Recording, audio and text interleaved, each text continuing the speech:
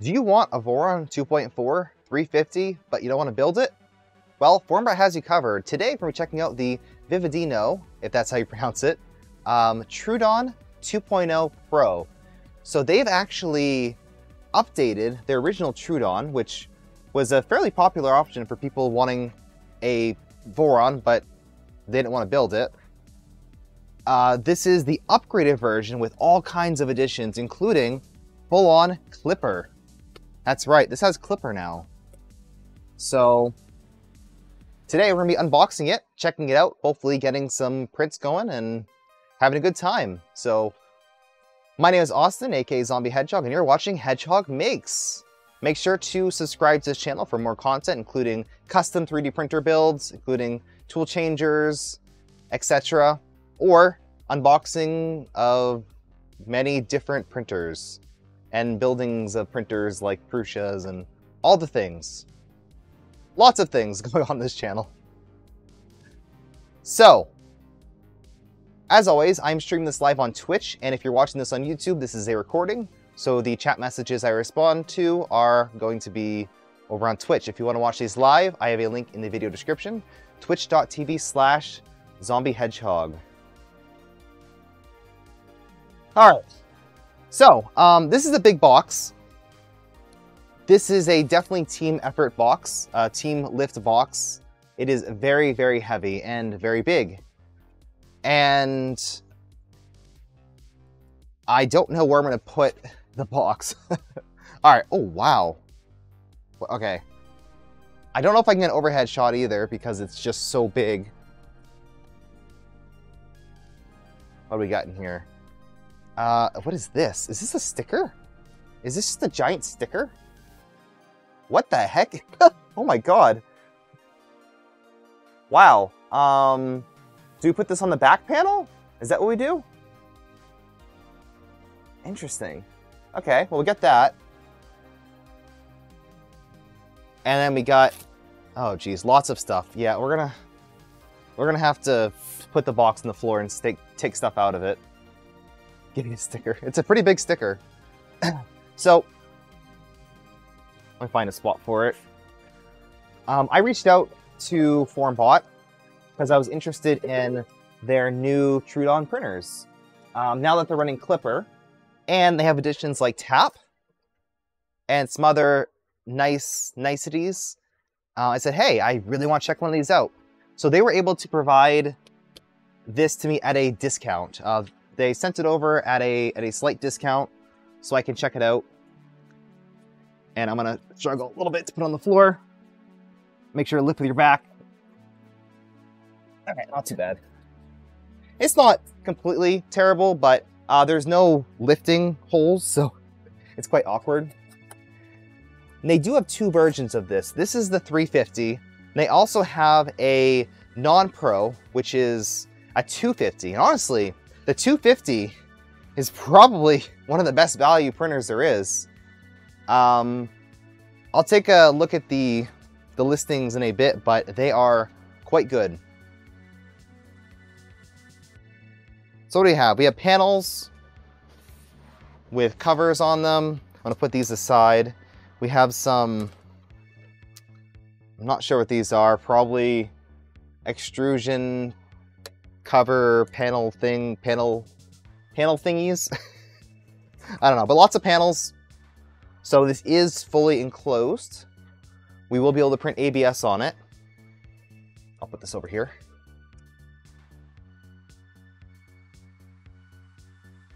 It's all one box.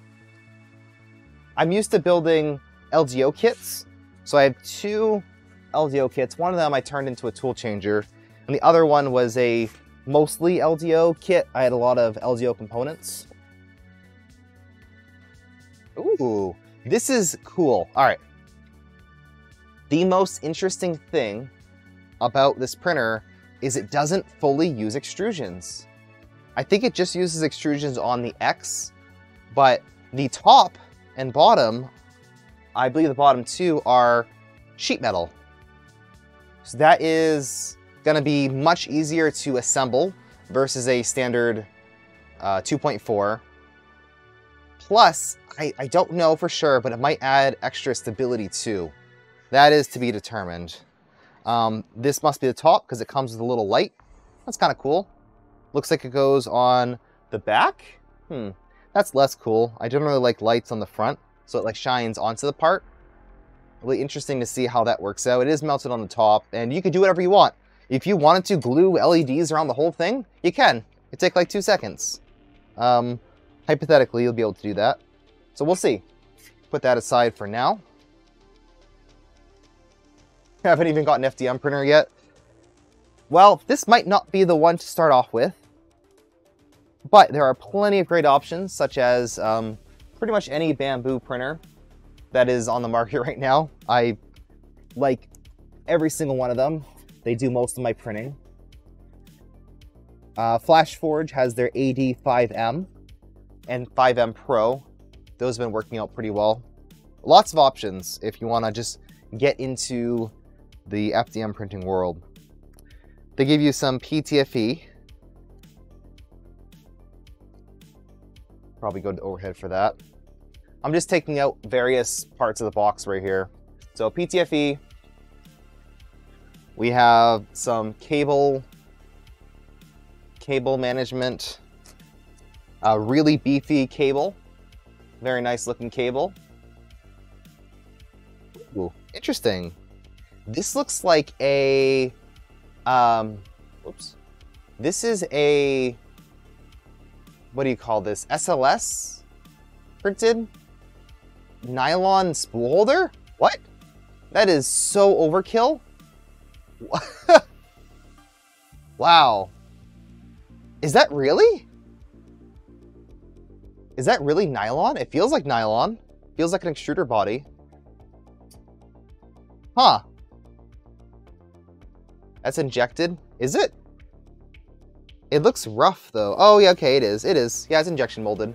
The texture looked like it wasn't. So their mold is, yeah, you can see the inside. It makes it look like it's SLS. That's cool. Neat. Hinges.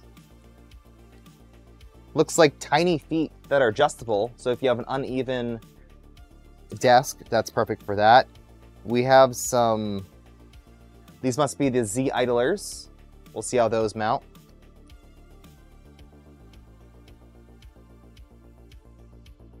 Spacers, gaskets. Oh, cool. They give you a little fake rail so you can slide your carriages on when you're doing maintenance. I believe that's what that's for. Ooh, lots of foam. I don't like to see that. That means we have to apply our own foam, doesn't it? That's like one of the worst parts about building a 2.4 is applying all the foam. Hey, Maker Viking, welcome in. Random metal bits. Okay. So this should be a mostly assembled printer. I wonder if it's gonna actually be able to be built on stream. We'll see. Some hardware for attaching things.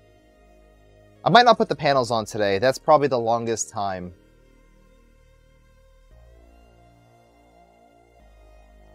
Grease. Wow, lots of grease. 10 grams of grease. And various tools that you might need. Ooh, what are these? These look like corners. Plastic corners. So the red. Oh, that's interesting. These are like dark red. I wonder if the other parts match up. All right, let's see. We have a very simple looking filament sensor. The screen is already kind of pre-assembled and ready to go. Looks like you just plug this in. This is an HDMI screen. Probably a Big Tree Tech HDMI 5-inch. So they have, I believe, yeah, they have a little adapter for some stuff. We'll take a look at that when we get to that part. Let's see. Ooh, that's nice. What is this? Oh, okay, this must be the, what is this? Cable management for what though? We'll see. Okay, this does have a filter. This will actually be the first time that I use the standard Voron filter. The one that exhausts air out the back. I've never used that. So we'll check that out. I prefer to have a Nevermore, which I've also never set up because, yeah, I still need to. But I'd rather have a Nevermore style that cycles the hot air inside instead of outside. They come with the ruler. I've never seen that before. Okay. You love assembling stuff. Could you make money buying unbuilt printers, building them and selling them with a fee for the build? Well, I'll tell you, a standard 2.4 takes no less than 30 hours to build. And then that's like pretty much just getting it all assembled. You still have to do tuning and stuff like that. Like, this is probably, building like a Voron from scratch is one of the least profitable things to do, in my opinion. But these printers right here, this should take, I don't know if we're gonna get done on stream today, but it should take a reasonable amount of time. Wow, this is interesting. So the whole gantry for the 2.4, okay, just for reference, I'm gonna be calling this a 2.4 a lot because this is based off of and is almost a one-to-one copy with different parts of a standard Voron 2.4. Like that is what it is. They even reference it. So it's clearly a 2.4, but I'm going to be mix-matching 2.4 and Troodon probably more than I should. So this is a pre-built gantry. And this is where all the time savings are going to come in.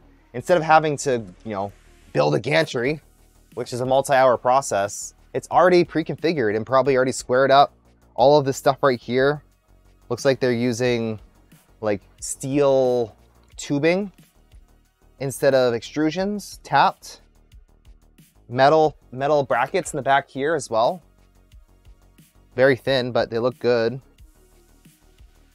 And look at this, our stealth burner is already built.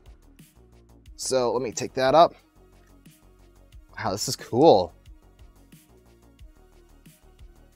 Ooh, there we go. Printed part quality, acceptable. Not the greatest in the world. You can see a little bit of fuzziness to it. I don't know, is this like, what kind of material is this? Is it just like ABS? It almost looks nylon. Is it carbon fiber? I honestly don't know. I don't know what type of material this is shipped with, but it's at least ABS or better. And it comes with tap. That's right, this is tap. So the whole entire tool head goes up and down. That's your probe. Very cool. Hezos, thank you for the 2 bits. It looks like it comes with a standard Volcano. Just judging by the block, not Volcano, sorry, Dragon, not Volcano. It comes with a Dragon. I've never used one of those on a Voron, but it is spec. So that'll be interesting to see. Very cool. It does have an X end stop right here. And the Y end stop is mounted down here. And they are using drag chains. So a lot of interesting decisions. This is a Clockwork 2 as well, extruder. I wonder how well that's built because honestly, one of the biggest quality issues that you have with a Voron is the extruder being printed incorrectly. So it'll be neat to see, you know, how well it performs out of the box. And the coolest thing is, I think for most stuff like the stealth burner, it should be user upgradable. Should be, hypothetically. I don't have any more room. Because if it's using standard-ish parts, you should be able to print your own. And I believe they should offer printed parts for this. I haven't checked into that. But they should have all the parts that you can print yourself. Dragon was the most popular spec Hanan before Rapido came out. Yeah. Seems pretty good for the time, but You know, there are different options now. Oh boy. Okay, the base. Base. Oh, wow. Oof. This is where all the heft comes in. Oh, damn. That is heavy.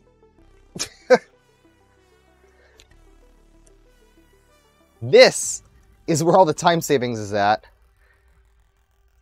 We have belts ready to run for our Z. Our bed is already installed. We have a PEI right here. It says Troodon 2 on this side, and Vividino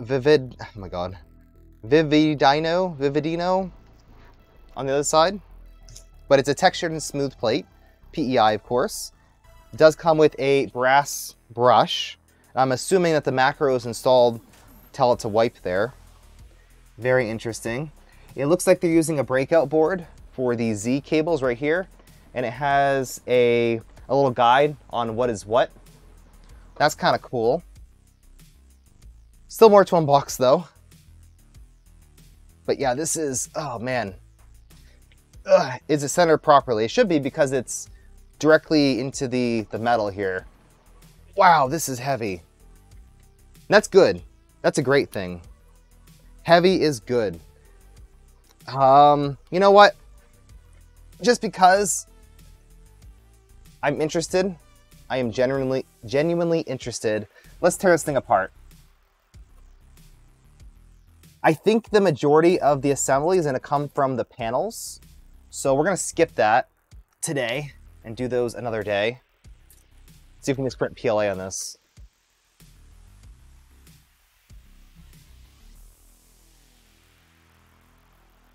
But yeah, this is kind of crazy. Ooh, very glossy. Very glossy. So let's take this apart and see what's under the hood. Because, I mean, what are they using for parts? We gotta know.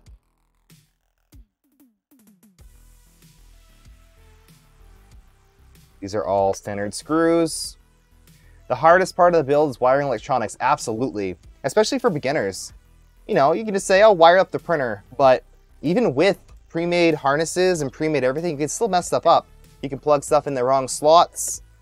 It's very possible. So having it all completely pre-wired is amazing. We'll see how it prints though. I know a few people who have one of these and they're both happy with it. That's why I actually reached out to them. I don't like buying stuff that no one has purchased that has questionable quality. Like, I don't know how one of these is gonna work. Who knows? But it's really cool seeing everything is metal. These look like just plastic covers right here. But that's smart. Like, that's how you mass produce one of these. I like it. And mass producing it with staying within kind of the Voron ecosystem, it's kind of cool. This is the base. So we have our bottom cover. Okay, phew, now it's good, better. We don't need bottom panels on printers, right? What do we have here? Wow. Interesting. Look at that. That's interesting. What is this? This is a very custom board. It is purpose built just for this printer. Does have a mean well, 200. That's standard for a 2.4. Gold solid state relay. I don't know anything about that. Has little breakout connectors here. All Moon's motors, by the way. Moon's makes pretty good motors, so happy to see that. The gear reduction looks like it's done pretty well. It's all metal mounted, which is nice. Very sturdy feeling mounts. Then they have this little breakout board that goes up here. It's very purpose built, and they're running what looks like a Big Tree Tech Pi, version 1.2. So a standard Big Tree Tech Pi. There is a HDMI or sorry, not HDMI, Ethernet cable slot that goes to the back, so you can plug into Ethernet, and USB extension for the front. So this right here is USB. You have 2 USB slots in the front. That's amazing. That's what all these kits should have. There's USB connected over here to the board, and an extra USB going somewhere? Where? Oh, that's HDMI. Ooh, interesting. What is that for? There's like a loose HDMI on the back here that sticks out the back. Oh, that's for the screen. Duh, okay. So your screen is already pre-wired or ready to go. You just plug it in. Okay. Yeah, this is nice. This is nice. Not really much to it, eh? Wow. All right, let's put the panel back on. So hypothetically, you don't need to take off this panel, but we'll put it back on. What do you normally use the USB for? Well, many things. Number one, the most common thing is a webcam. I don't think this comes with one, but if you want to add one on, you can do that. I do have a full manual for this too. I should probably take a look at that before I get too much further. Hey, Tech Jeeper. Also, if you want to use a USB accelerometer, I don't know what this comes with for an accelerometer, if it even has one. So we're going to have to check out that. What else? USB. Maybe plugging in a flash drive for files. That's very common now on Clipper-based printers. They use a flash drive, and in order to start printing, it actually copies the contents of the file onto the main computer, because Clipper is just a server on a computer. So you have to copy the files off of the flash drive onto it. That's very oversimplifying it, but essentially what it does. You could have add-on MCUs for additional stuff. If you want to run ERCF on here, let me know in the comments below. Do you want to see an ERCF on this printer? It's already a 350. You get plenty of space for multicolor. But let me know if that's something you want to see. I don't know what else you'd really use USB for, to be honest. But, you know, it's better to have it there than underneath the printer. Because when it's under the printer, it's mostly inaccessible. All right, we have all the screws, yay. We did it. We have a few more things to do. Or grab. Ooh, oh, cool. Our rails, ooh, that's a very low preload. That's a very low preload, which is fine, I guess, for the Z, but I don't think I've ever seen a rail with that low preload. It'll be smooth. It's fine, I guess. The Z doesn't need super high preload. Most kits come with it, though. And I think that's it. Okay, whew. That's it. So we have our Z. Z has, I don't know what this is. It has a spring. Ooh, interesting. So the mount for the Z is a ball, like a metal ball. What is preload? Preload is how much pressure there is against something like a rail. So a low preload will be super, you know, super loose, but a high preload is low tolerance, I believe, meaning that it has, you know, very high resistance. So I could hold it like this, it wouldn't move.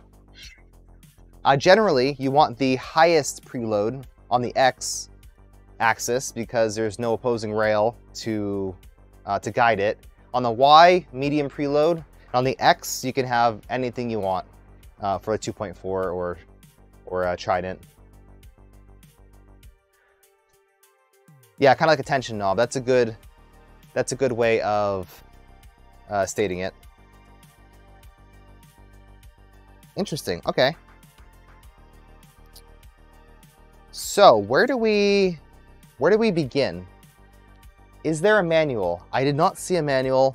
I have a Google Drive with a manual on it, and I don't know if that's where you're supposed to get it. Oh geez.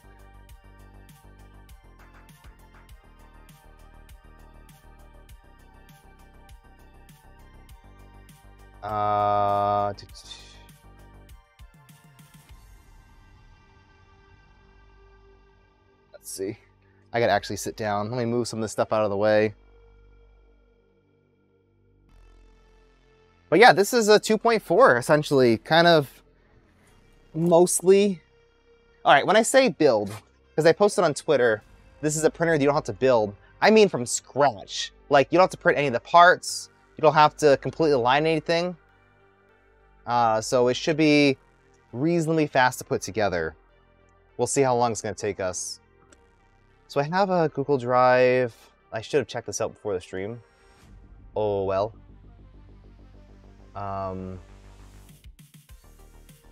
Where is it? Here it is. User manual. Whoops. Assembly manual. Input shaper. Setting. How can I download this? Download.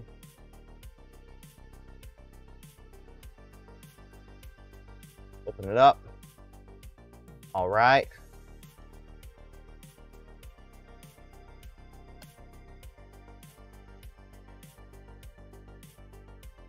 Wall in the Z sounds like the anti-wobble thing Mirage C has been working on. No. So for 2.4, because each one of the corners is independent from each other, they can move independently. So the interface between the mount and the rail has to be pivotable just a little bit. And that's why in the default version is a printed kind of just a little cup that you put your part in. In this version, no, in that printer, I have a bearing, a spherical bearing that allows it to tilt. And on the Micron, it's the same way. So this is just a metal version of that to kind of help with smoothing out that tilt. And it does make a difference when you go to do a quad gantry level, when you go to level the gantry against the bed, it's a huge difference if there's a very smooth running or tilting Z. All right, let's see. Assembly manual. There's an attention. Let me read that first. All right. Attention. Don't remove flexible PEI sheet from bed during setting up and printing. Interesting. Open front doors or printing PLA, TPU, PETG, and so on. Clean rails and lubricate oil thermally. Clean PEI surface with alcohol thermally. Okay, that's all pretty good advice that some people might forget. I don't need generative AI. I don't need generative AI. Okay, thank you. Thank you, Adobe.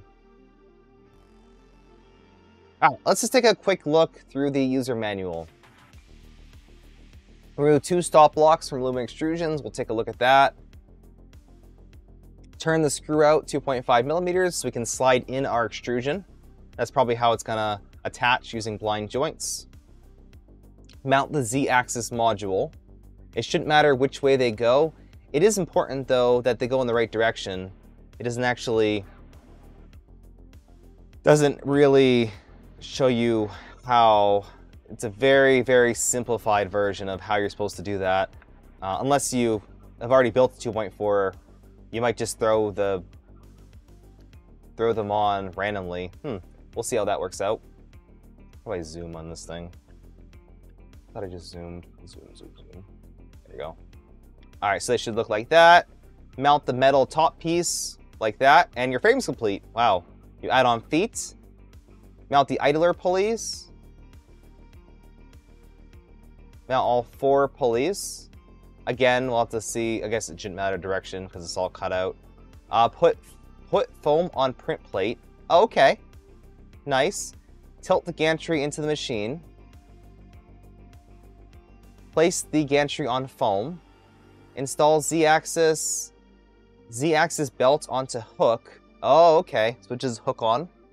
Interesting. Pass the other end of the belt through the sheet metal. Pass belt through top pulley. Slip a buckle onto the belt. Okay, that's interesting. Fold the belts. Tighten it with a M3 lock screw. Install the belts. Tighten. Yeah, this is very simplified. Instructions. Raise the gantry to a certain height. Remove the foam. Drag chain installation. Rotate the gantry. Let's see.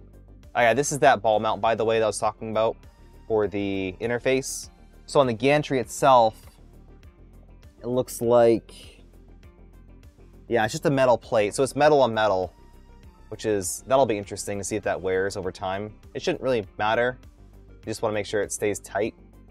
Oh, unless it's spring loaded. Okay, so that must be what the spring's for, is providing tension against this.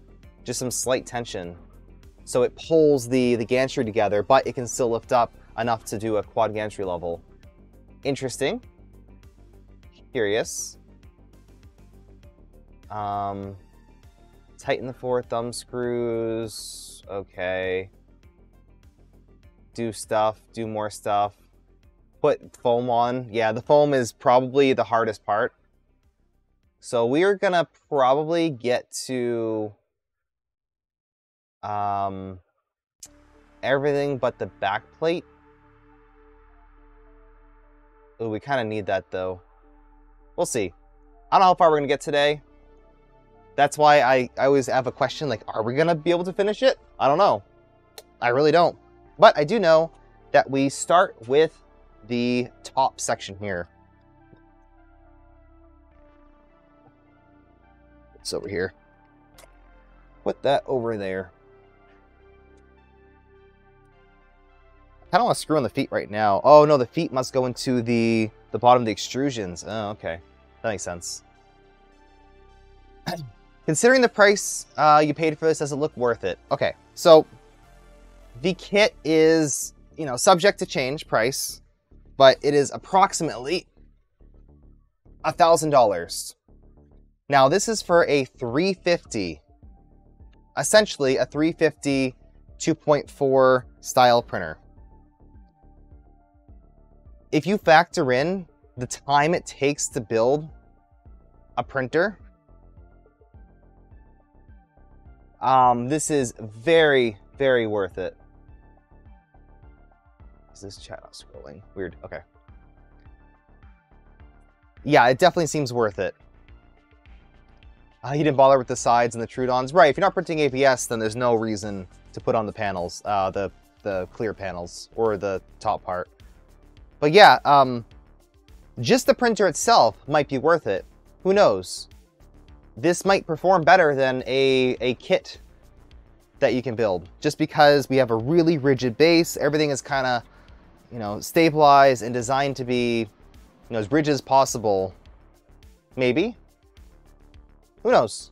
Is it worth it? That's up to you. If you want to build a printer, I strongly encourage building a standard 2.4. I love the LDO kits. Those have worked out really well for me. You can also get kits right through FormBot if you want. But my experience has been mostly with LDO kits, and they work out really well. But yeah, just printing the parts for your own printer, that takes a long time. It's a lot. If you factor in like true costs of building a printer, it is substantial. And that's why you don't see people selling printers unless they're trying to get rid of them. So we're gonna take these off. I don't know why these are on here, to be honest. Maybe to keep some stuff from sliding around during assembly, or not assembly, but during shipping. All right, so where do we start? We remove that. Now we're gonna install all of our Z-axes, which is kind of cool. It feels like cheating to build one of these. It does. So they actually completely screw in all of the screws for the Z-axis, but you want to unscrew them ever so slightly so that we can slide on our Z assembly. Now, they're not very specific with these. So there's two ways of installing this. You can install it like this, or like this. And I don't see a way of it indexing at all. So I'm sure some people building this for the first time are going to get it wrong. And that's very unfortunate. Not that big of a deal. You can just take it apart and reassemble it. But all of the rails are going to be facing towards the front and the back. That makes sense. The front and the back, not the sides, the front and the back. So we're going to make sure that this is facing the front of the printer. The front of the printer is where the screen is. The back of the printer is where the power is, if you want to take that as reference.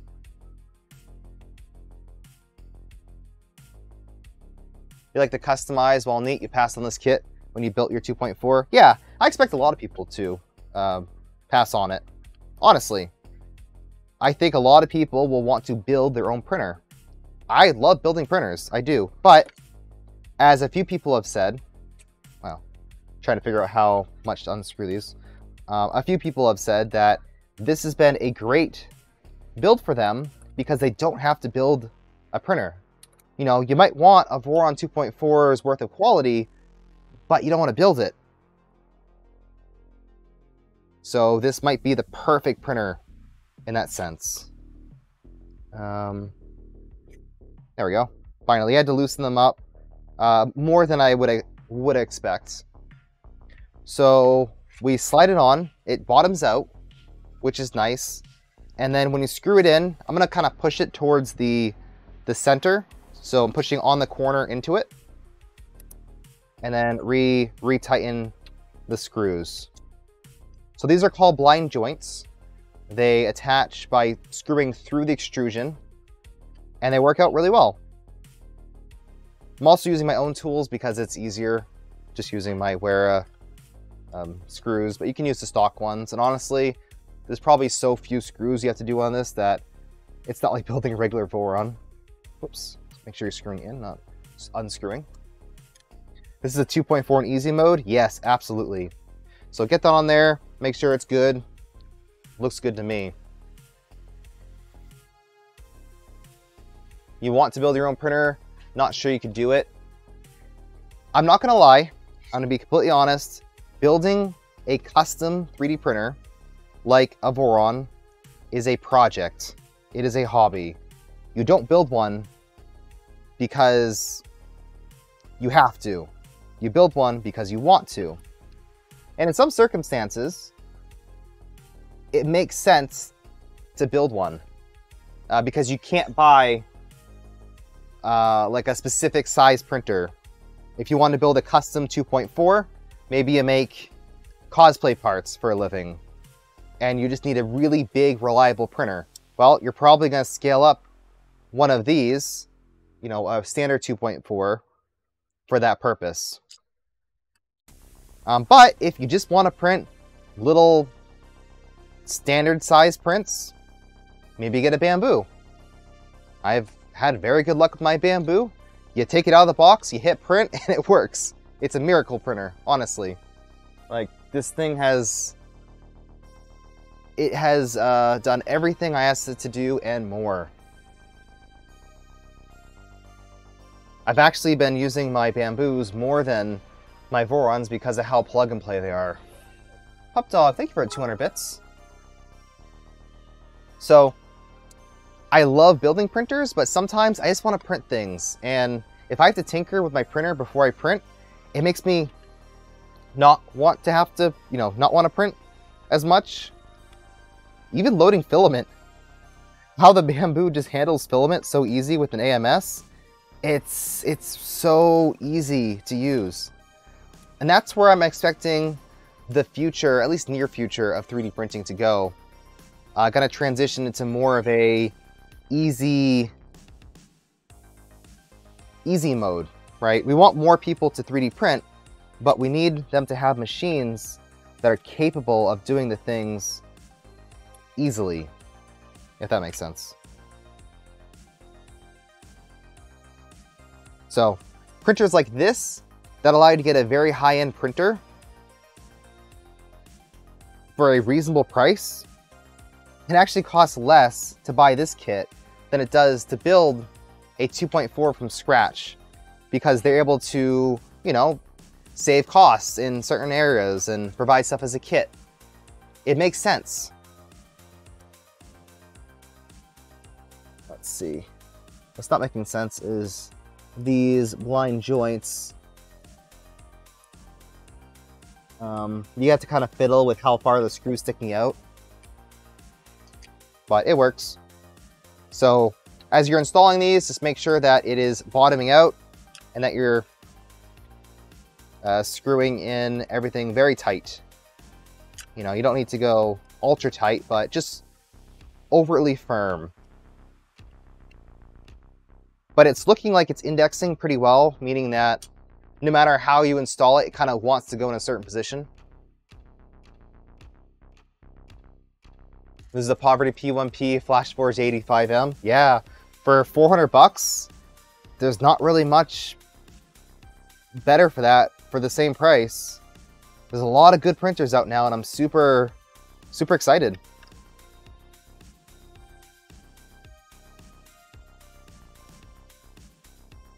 All right, so I'm putting in this last extrusion. Again, making sure that all of the extrusion, or all the rails, are facing the front and back, and the balls are facing up, but that's the only way you can install it.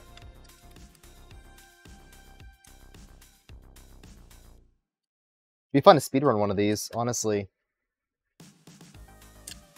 I was actually expecting to get the smaller version of this, but they offered me the bigger version, and I said, why not? You know, a 350, it's always nice to have a 350, especially a 2.4. There isn't really any quality loss scaling up from a 250 to a 350 for a Voron 2.4 style printer. I'm able to get extremely clean prints off of my 350. It all depends on what tool head you have, what extruder you have, what hot end you have, etc. So far it's looking good.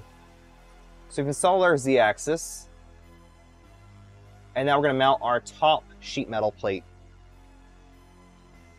One thing helped you level the gantry is to print some 15cm tall bricks to place under the gantry to get it relative before printing the first time. That shouldn't matter because at quad gantry levels, it really shouldn't matter. As long as you get it roughly close, I kind of just eyeball it. It should have a very, very high tolerance anyway. But hey, if that works for you, then awesome. You can also take 1, 2, 3 blocks maybe. I don't know where to put the gantry. Let's just hang it right here. Perfect. Gotta grab the top panel. So the light goes in the back. The back of the printer's over here now. That goes on like this. Your eyes aren't reliable. Yeah, that's fair. Oh, so what kind of probe does this use? Oh, it's tap, right. Duh. Luckily with tap though, if it triggers before, it'll just stop. It has crash detection, which is really nice. Or should have crash detection. If someone walked away to make a sandwich and came back and saw this, that's kind of crazy. There's so much progress we made already. Like this is 10 hours into the build to get to this point. Maybe even 20, honestly. Crazy. So we need M5 by 10s. All right, I need to grab those M5 by 10s. I gotta find a spot to put this. In fact, I'm probably gonna have to get all new shelving for here. Eventually, this will be a different studio layout.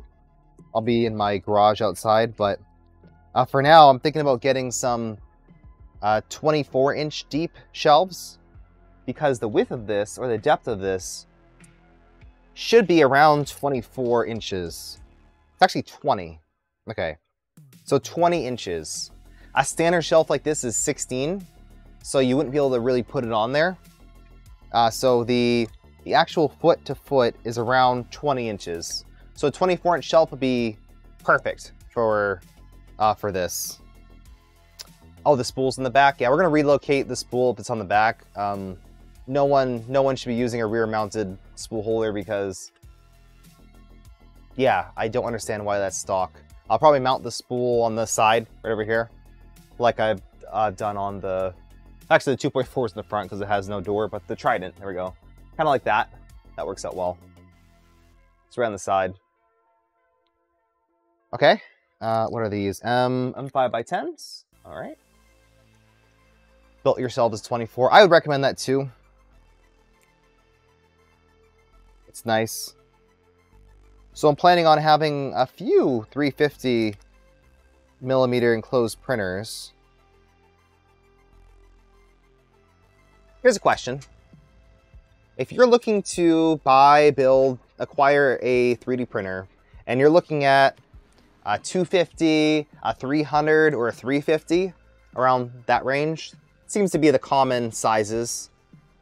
250 millimeter, 300 millimeter, 350. What should you get? Well, for a bed slinger, smaller is going to be better. That's just physics, right?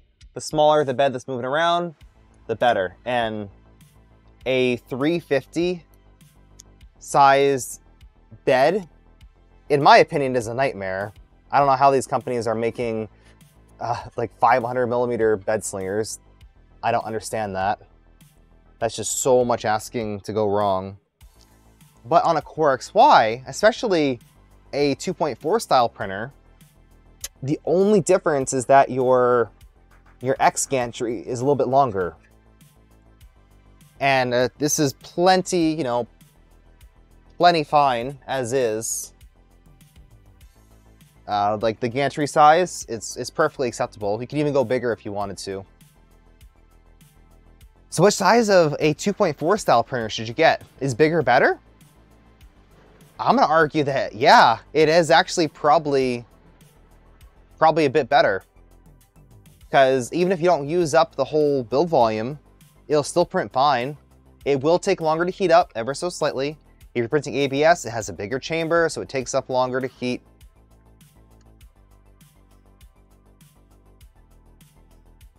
That's right, I wonder if I have a Costco now. I think I might have a Costco. I'll have to look into that. It's better to have it and not need it than to need it, not have it. Absolutely. There's so much stuff that I just like was this close to not being able to print. Luckily though, when people design things that are designed to be 3D printed, most designers do take into account actual like 3D printer sizes. I've seen a lot of stuff. By the way, we're about to install the feet, so I'm tilting it on its side.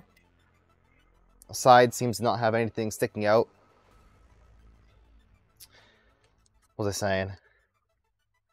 Oh yeah, so most models that I see now are sized perfectly for something like a bamboo.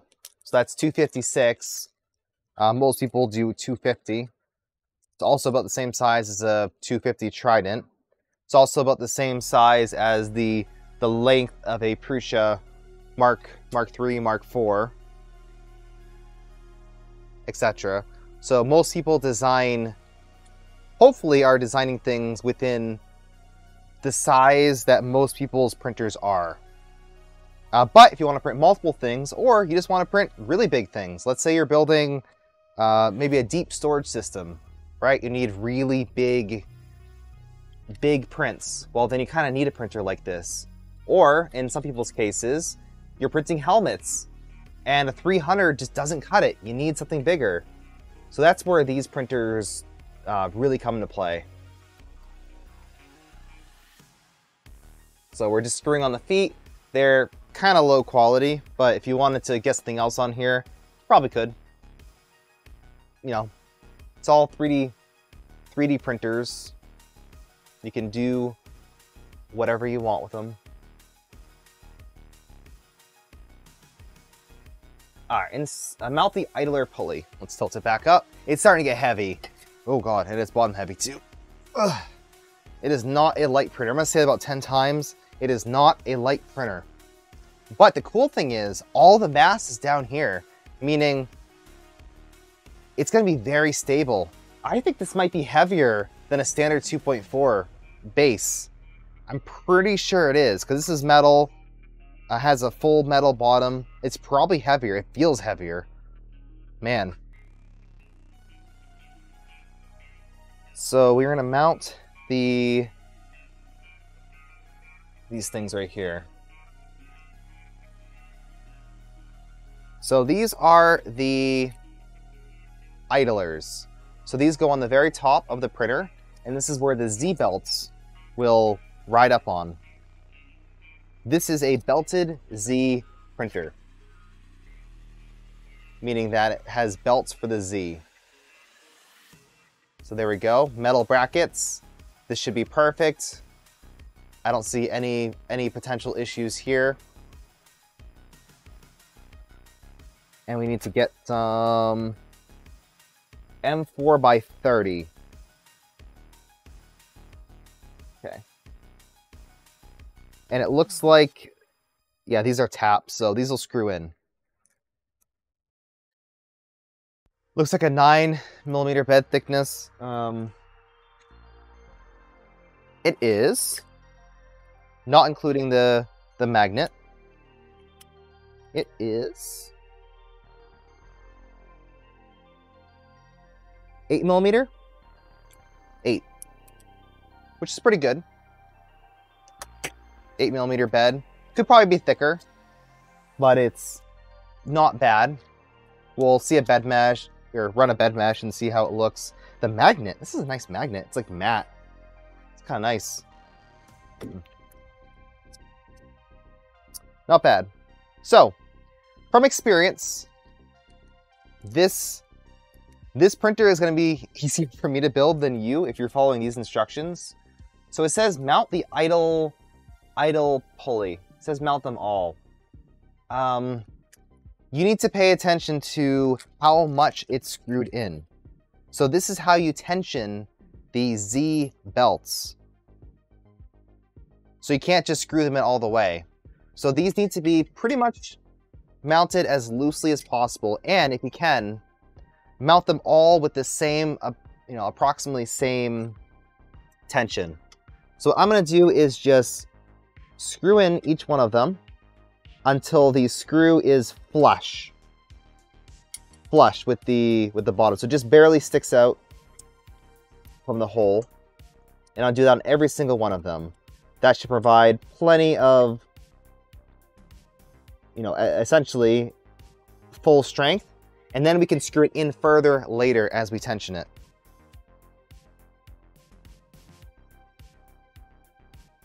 Glad to see companies not putting cheap 3mm beds on printers. Well, the only reason they do that is, well, cost is a factor, but bed slingers need as light as possible of a bed. That's the thing. That's why past a certain point, bed slingers just don't make as much sense.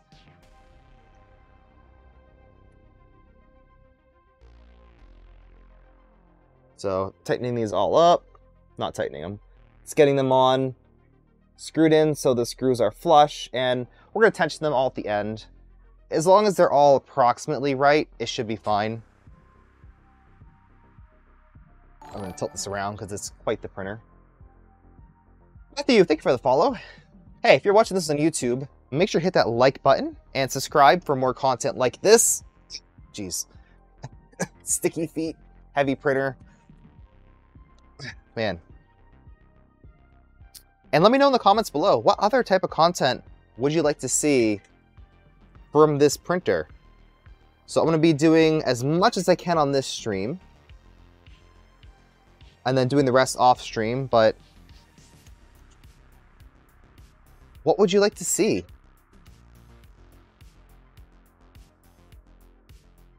Maybe attempt an ERCF build for it? Maybe? See if it's even possible? I've not even seen what kind of version of Clipper they're running on this. I'll be honest. This is a very new user experience. But I do have the benefit of I've already,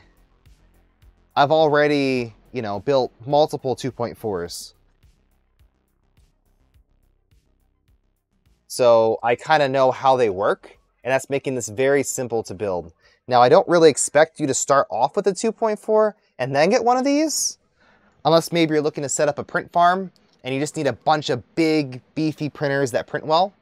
Well, that might be a really good use case for this. In my opinion, 2.4s for print farms don't make a ton of sense because you have to build them all. And there is a fair bit of maintenance that could potentially happen, you know, involving potential gantry rebuilds to lubricate stuff and, you know, troubleshooting inconsistencies. There's a lot of effort building your own printer. So something like this, that comes mostly, you know, mostly built, might be a really good option if you're looking to use this for business. So I'll have a link for this in the video description. I currently don't have an affiliate link, but if I set one up, I will link that down there below. Only makes sense if you're slowly building the farm versus from nothing versus all up front. Right. If you have the time, then sure, you can build your own printer. And maybe get a slightly better, give an affiliate link. Yeah, if you want to drop one in this chat, go ahead. I don't have one yet, so that works. So maybe I'll set one up later. But I gotta set this up and see how it is before I post an affiliate link, right? Ooh, we're on the foam. Sweet. So we're gonna grab the piece of foam. Looks like this. Oh, no. This one. Does it matter? This one. This piece of foam. And we're gonna put it so the back... No, it's on the front? Where's the front? Oh my god.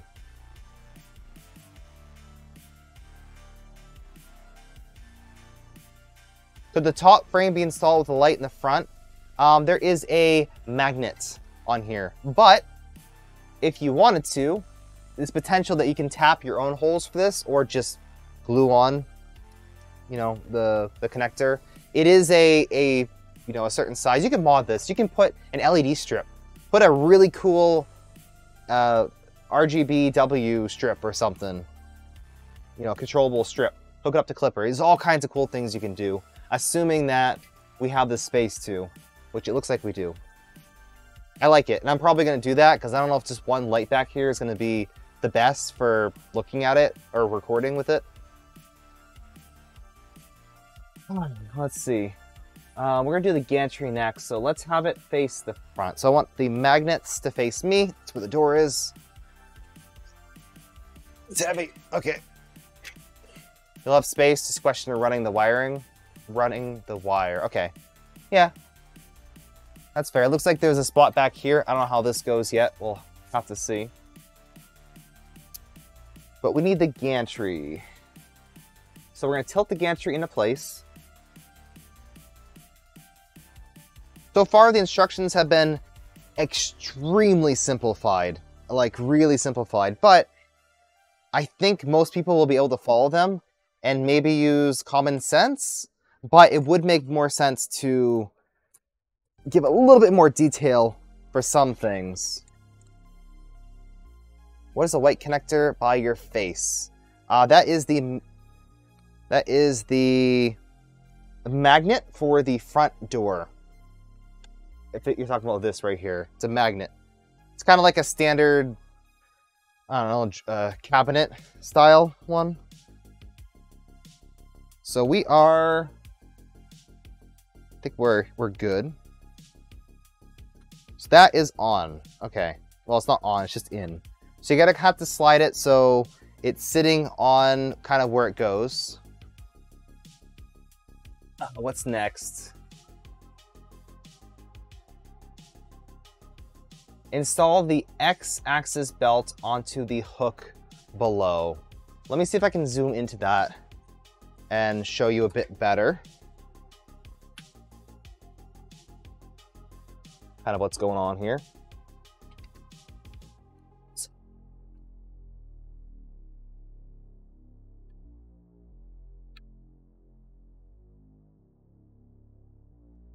Running out of space here. All right. Let's see. I don't know if I'll really be able to show you well, but let's take a look at that.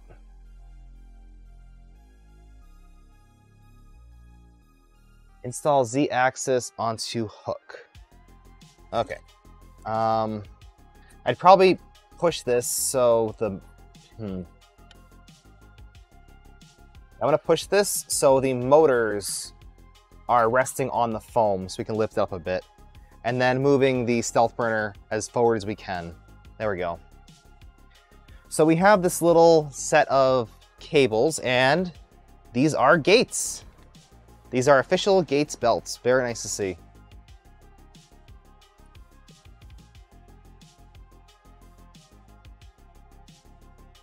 All right. So we cut that. Be very careful. Do not cut the belts. You will not want to cut the belts. Why is the Troodon 250 more than the same size Voron 2.4? What do you mean by that, Goldspur? They do have a 250 version of this, and what is the price of it right now? It's very inexpensive from what I saw. Very reasonable.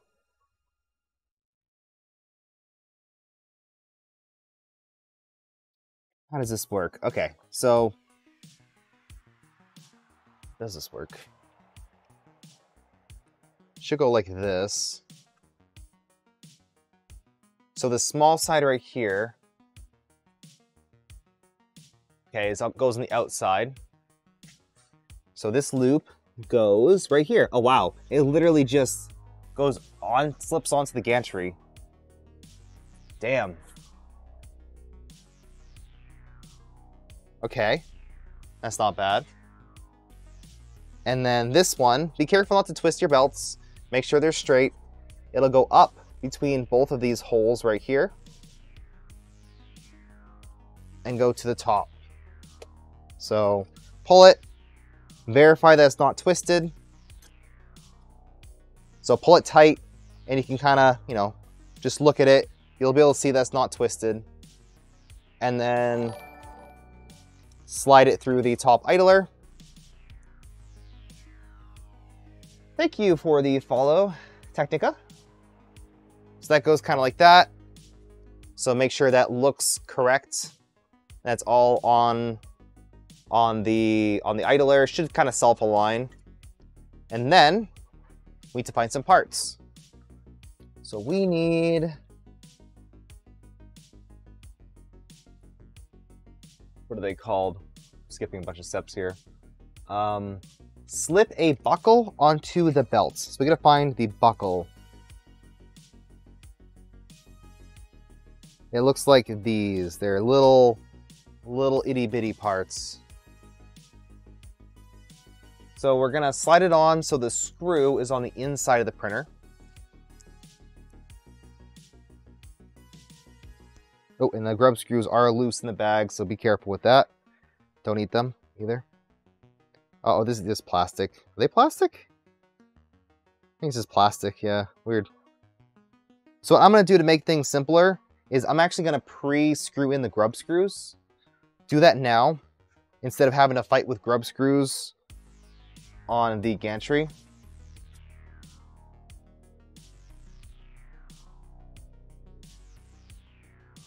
Made a loop less than an inch big, okay.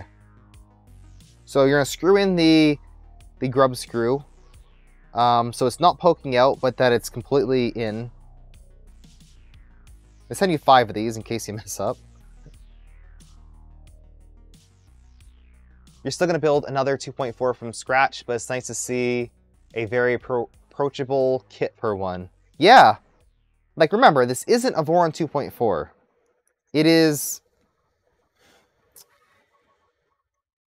the design of it's like the blueprints of a 2.4, but it's not the exact same thing. You won't be able to swap out parts, but I think just going by, you know, what's here, I don't think you're gonna be really swapping much out. And the main components that you might is on the tool head. And it looks like that's just all printed. So if you wanted to, you could probably swap out the entire tool head, change up the color scheme if you wanted to. Not recommending you just, you know, swap out everything, use it. But if you need to, you have that option. And that's nice. Ironically though, it looks like they did install the drag chain incorrectly. I believe this is supposed to lie flat. but let me know in the comments below. Do you install your drag chains so they're flat like this, or that they come up at a large angle on this side? There's two ways of installing them. How long it takes to put Dragon Burner on it? I think it's possible. It's just running, it's running tap, so I could put a full Stealth Changer module onto here. Stealth Changer? Is it possible to convert this over to a tap changer? Yeah, it looks like it. You'd have to do the crossbar style gantry, but yeah, I think so. Or maybe install an extrusion up here. Maybe. We'll look into that further. I want to get this thing assembled before I even mentioned converting it into a tool changer, but this could be a really good option if it works. All right, so we're gonna put this little piece on right here. And you said 1-inch loop, okay. Okay, so you're making a little bit of a loop. I can probably get this on camera.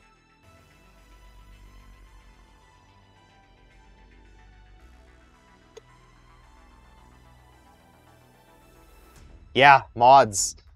See, that's the type of thing. If you just want to buy it, build it, and mod it, that seems pretty good. Seems. We'll have to test it first. So we're going to do a roughly 1-inch loop. Just like that. Then slide this, so pinch the belts together so they're in the groove right here. And then slide it on. Ideally, you want all the belts to be the same length. I've already screwed in the grub screw. I'll have to unscrew it a little bit to slide it. And then go like that. So ideally, you want them all to be the same size, so they're all the same length. So try your best, but it should be fine if it's off like a tooth, I believe. I think so. There's a custom tap front for Dragon Burner. Yes, there is. In fact, you can use standard tap and run Dragon Burner. But like I said, I want to test this out as is before we completely mod it to bits. You don't have to tighten the grub screw too much there. Yeah, just kind of holding in place. Oh yeah, and then it just slides onto here. Like, wow, yeah, easy mode. So it's very loose here, but we have plenty of room for tension. We have a ton of room for tension. So we'll be able to tension that quite a bit later. So that, repeat the process. Wow, this is really quick, guys. This is gonna make my next Voron build look a little bit tedious. What is next? That's a good question. I just built the Prusa. I built that kit. That was a lot of fun. Ooh, make sure you go through the holes. Here, go. The Prusa kit was a lot of fun. It was a very simple kit to do, and I even printed my own parts, which was fun. Might be a good option if you're looking to customize your Prusa. I'm going to try to get the belts around the same length. Should be fine.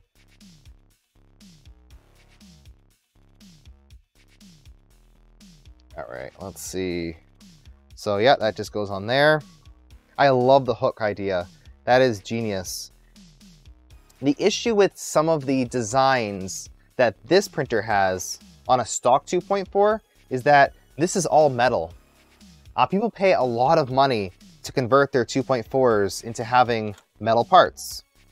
So for starters, metal doesn't really wear, and the tolerances are extremely tight compared to printed parts. So it does make a lot of sense to use, replace your regular 2.4 to have a metal gantry, or, all metal parts. It's also able to withstand higher temperatures if you're going to be going for extreme high printing temps, which I wouldn't recommend with this anyway. But I'm sure some people are going to approach that and maybe do some high temp printing. So yeah, these little hooks right here, I really like that idea. It eliminates a lot of, hassle, and this really speeds up the whole build. Now, again, building a Voron is fun. And again, I strongly encourage it. So this kit is just another option for people who don't really have the time or really just wants to put together a kit. Interesting.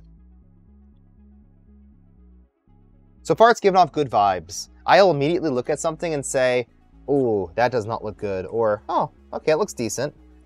And this looks decent.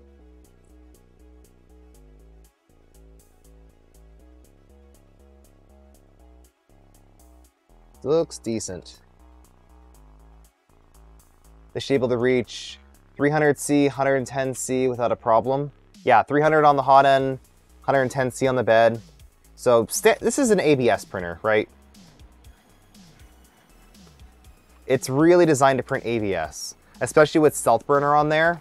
I'm not sure how well we'll be able to print PLA fast with the stock fan. Maybe it's a really good fan, but generally in my experience, upgrading to Dragon Burner has gotten me better cooling versus a Dragon or Stealth Burner. But you'll be able to print just fine with PLA. You just won't be able to have the best possible overhangs. Or maybe you will. I don't know. Let's see how we're doing this on the inside. I'm trying to get these all consistent.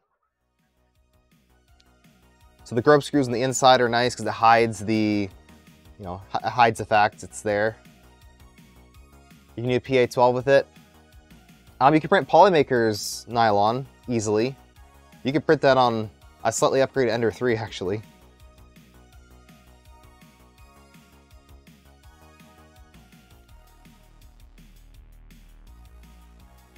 All right. Making good time here. I think we're actually making good time. I thought this whole process would be a lot longer, but no. I'm already skipping like 10 steps because I just did it all. All right, now we're gonna tighten up the screws. And I'm gonna cheat. Hopefully. Do I have my cheating tool with me? Ooh. I want to cheat. I definitely want to cheat. I would love to cheat. So West 3D sells a pre-made belt tensioning tool that I've just used and put somewhere just out of sight, out of mind, per usual. So no cheating right now, I guess, unless I find it. No cheating. Okay, all right, all right. I'll do it by hand. Let's see, how do these ones feel? It's actually a little loose. So, the goal of tensioning these belts. How do you acquire a workbench like yours? What do you mean by that? What part of the workbench?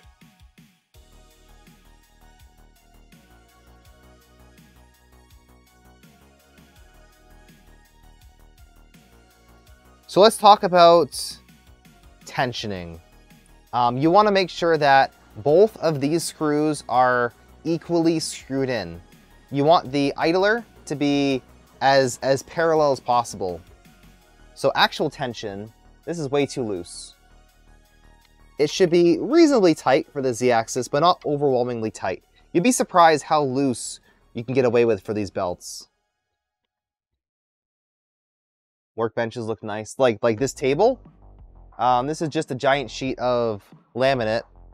And actually I designed this little 2x4 desk from scratch to like minimize the use of 2x4s and also allow me to clamp stuff to it. Maybe I can post that on the Patreon one of these days. It works pretty good. And I love my LTT desk mat. Recommend propping the gantry up for ball joints. Yeah, we'll see. We'll see. I want to try doing it how they intend first. But we'll see. So right now, it's like reasonably tensioned. Not too tight, not too loose. So I'm going to do that for all the sides. Making sure that they're all screwed in roughly equal. It's okay if they're slightly off, but you want them to be as even as possible. Oh, the good news is we don't have to tension these belts. They're already pre-tensioned. Or at least they should be.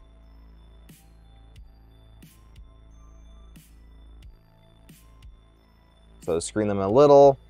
I think this step can probably be improved upon, like how to tension. I don't know if they give a guide on that. We'll have to see. But they should at least say, like, get them approximately tight. I don't know. I don't even know how you'd word this, to be honest. But get them all so they have around the same frequency.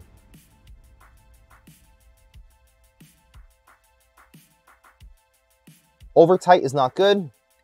Too loose is not good. But you do have a range.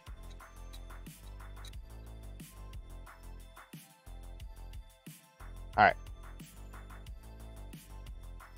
So that's roughly good. We'll you know, tune it later, but that should be good enough. They're all kind of reasonably tight. Reasonable. Viewing from the bottom side, belt needs to be in the tooth of the groove pulley. Oh, that's a good point. Making sure that, yeah, I'm just gonna move it up and down slightly to see if they all move smoothly. You should see the lower tooth move. Oh, wow. This will actually hold itself up, won't it? Yeah, because it's a 2.4. That's the nice thing about these gear reduction. The way that 2.4 works is that it's a heavy gear reduction that's belted. So you can essentially just have the gantry stay in place. It's not going to, we can remove the foam and get this roughly, you know, even like that. And then attach our Z. This feels like cheating. I don't like this. It's too easy. It's way too easy. We're not even going to attach it. We're just going to let this dangle. All right. Plug in the cables of drag chain into the socket below according to label. All right. I'd like to just attach the Z. Can I just attach the Z? Is that fine?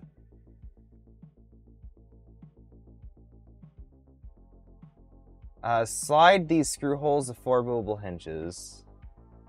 Slide the screw holes of 4 movable hinges to the center.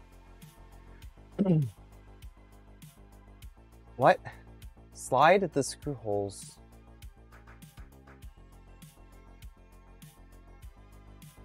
I don't know what that's saying. Okay. Insert M5 by 35 screw and a washer. Okay. I'm gonna do that first because I don't like this wiggling around. I don't want to scratch the gantry. So let's see, we need M5 by 35. Now here's a trick for this, and this goes for any 2.4 build. You never want to fully tighten these until you're able to turn on the printer.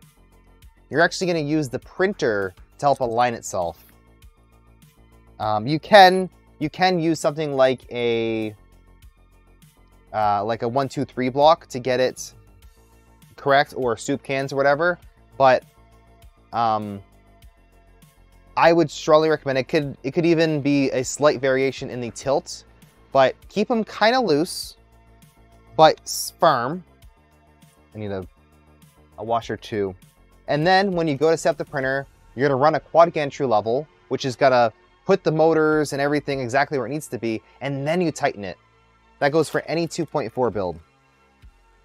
So don't rely on yourself to get it perfectly flat, because this is a computer. It's going to tell you exactly where it needs to be. So let them be a little bit loose. Do your quad gantry level, not like super loose, but reasonable. These are lock washers. And then run that quad gantry level. So hopefully I can go through that.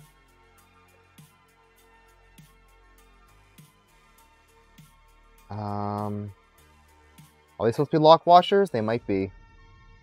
It doesn't say, but I only have Where'd they go? I only have lock washers, which I think they're supposed to be. Maybe. Which would make sense. Motors with hold current will help keep everything locked in place. Yep. Lock washers, okay. They include a couple spares of these things, which is nice.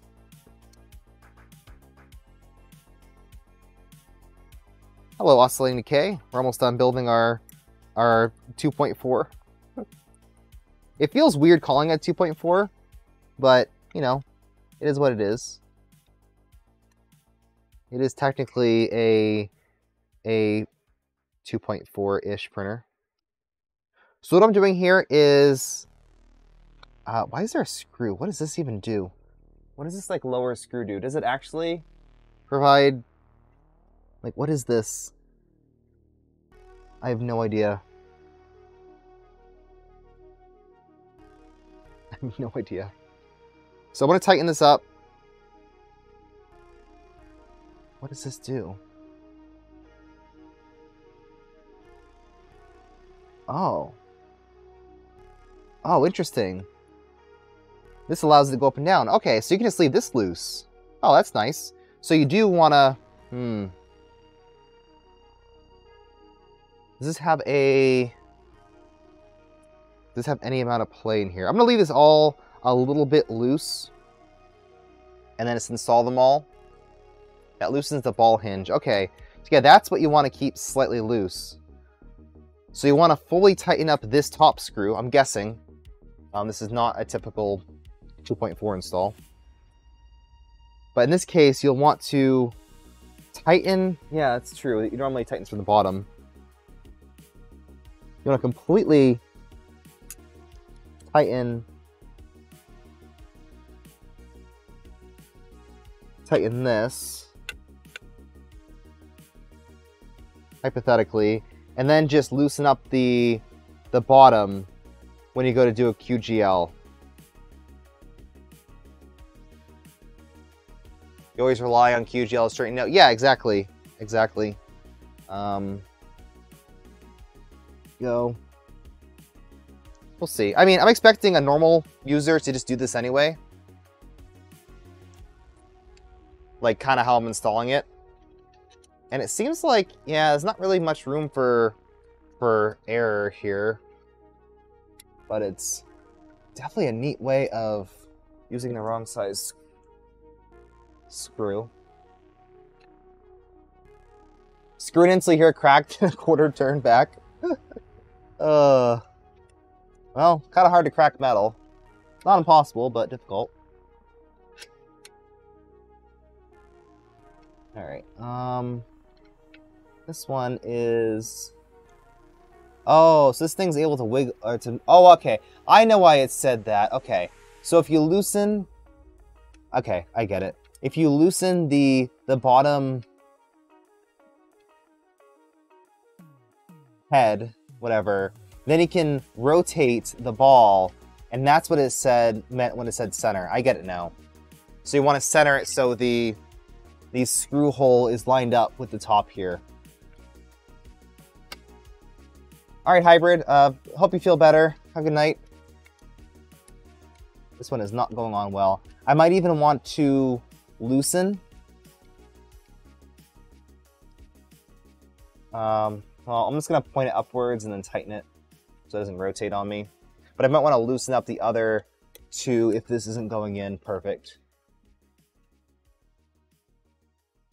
Yeah, I want to loosen up the other two just to make sure.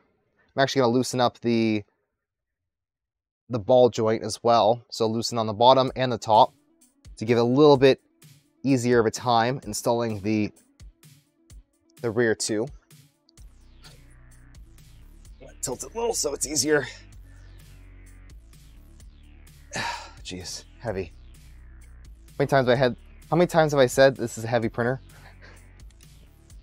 All right, there we go. Now I can see what I'm doing. Now I can see. There we go. That's in there. I'm just gonna loosely put it in and then do the last one.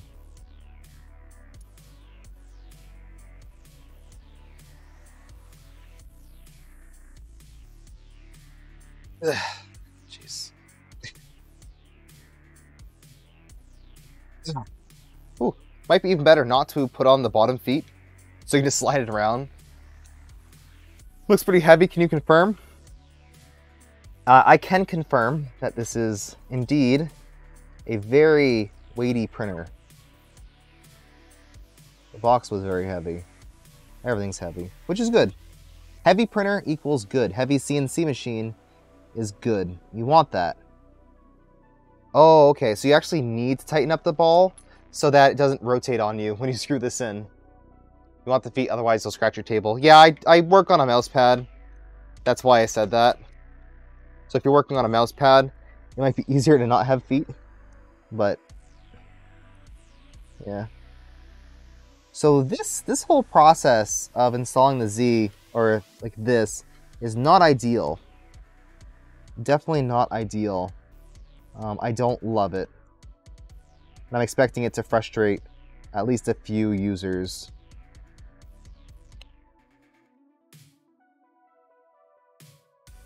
Because there isn't really any instructions, so you kind of have to just kind of figure out how to put it together.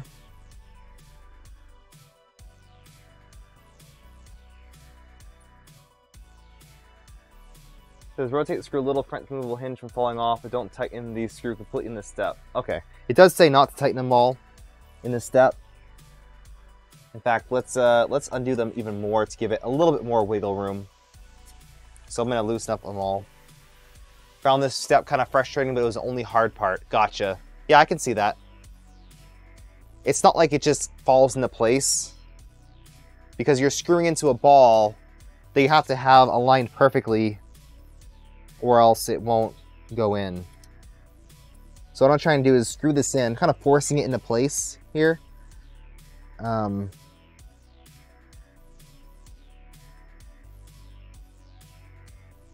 to.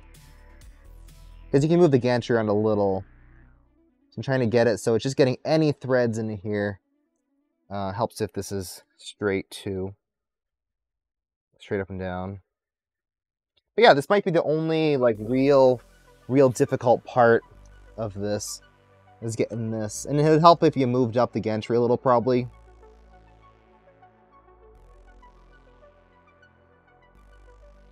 So if it's not lining up, I'm kind of just pressing it into place to force it in. Okay, cool. It's finally in. I'm going to re-loosen up this ball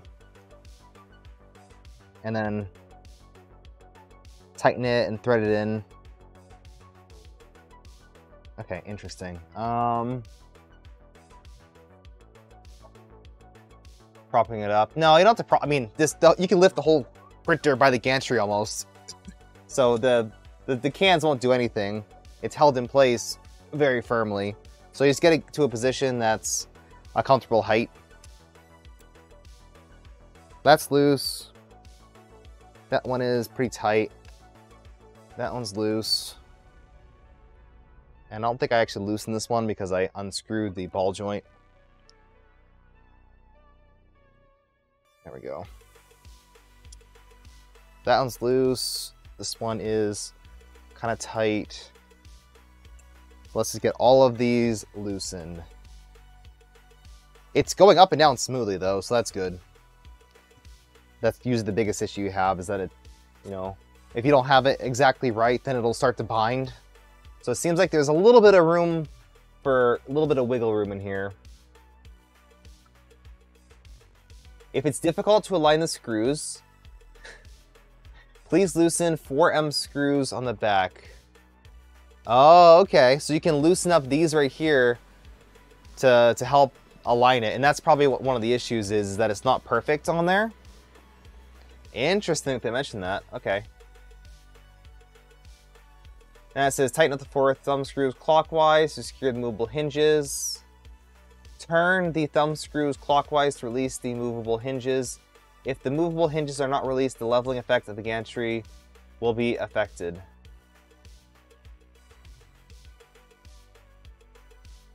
Okay, so you're tightening these bottom screws, the thumb screws, in order to get it initially screwed in, and then you're loosening it so it can do a quad gantry level.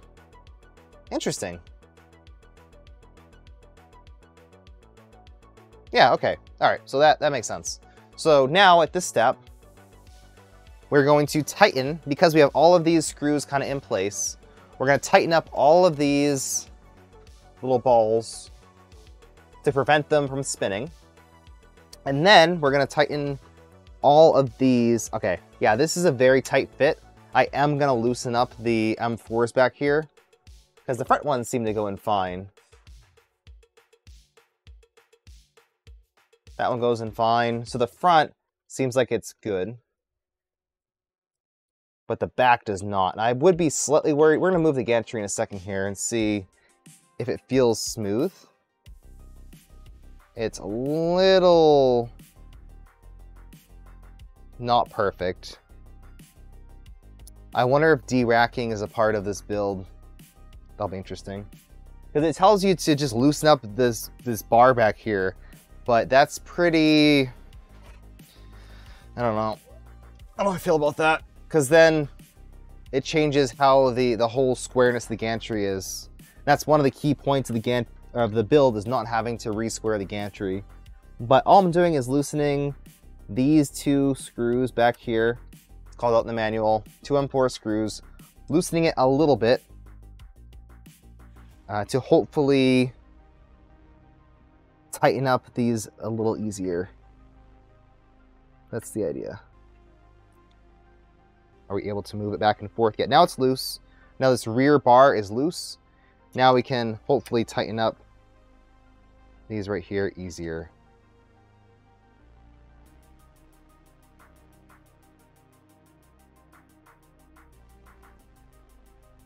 Not really. It's going in, so we will continue.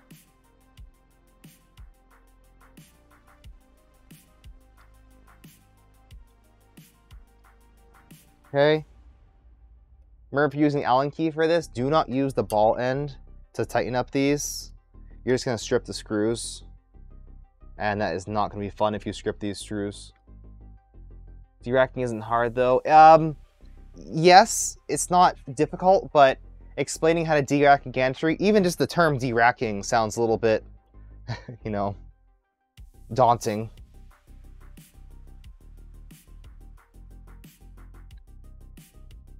So right now I'm going to move this back and forth, make sure that it moves smoothly, and it does. It does have motors attached to it, so it should be some slight resistance, but it should be like very equal resistance. It feels fine. Not as smooth as I've seen on some other printers though. I don't know why, but it's very, it doesn't feel rough. It's a very smooth, just a very tight, smooth feeling. Does that make any sense? Not really. It's okay. It feels fine. But I might expect it to be a little bit easier to move back and forth. Might be what motors they're using too. I'm going to re-tighten this back bar. That's very important. Do both sides touch and move all the way to the front? That's a good question. Yes. Seems like it. So the belt tension is probably equal. Does seem like the tension is appropriate. So that's good at least. Okay. Now we're gonna go back a couple steps and do this rear part.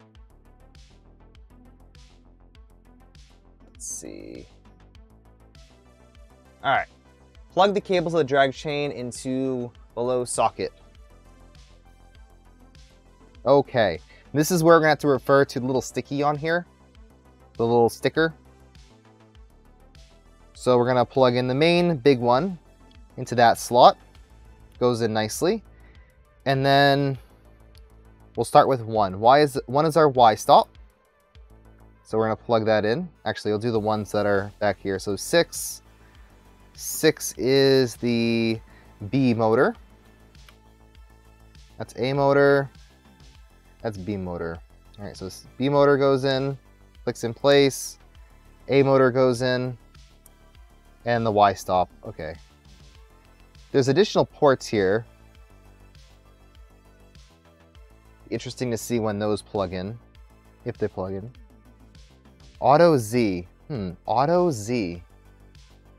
I wonder if that's for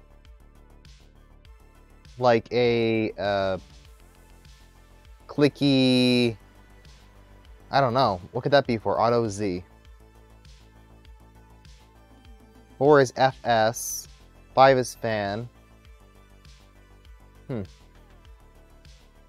Interesting. LED is quite obvious, going to be plugged in later. But very, very interesting little pin out there. And then it comes with a little metal piece that we're going to screw in with 2 M3x10s. Got to find those. Auto Z, don't know them. That's a shame.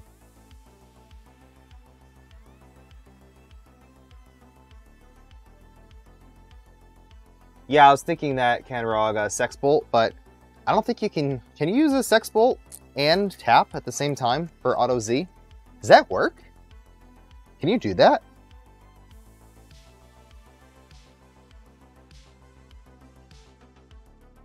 I've never really thought about it, but you probably can.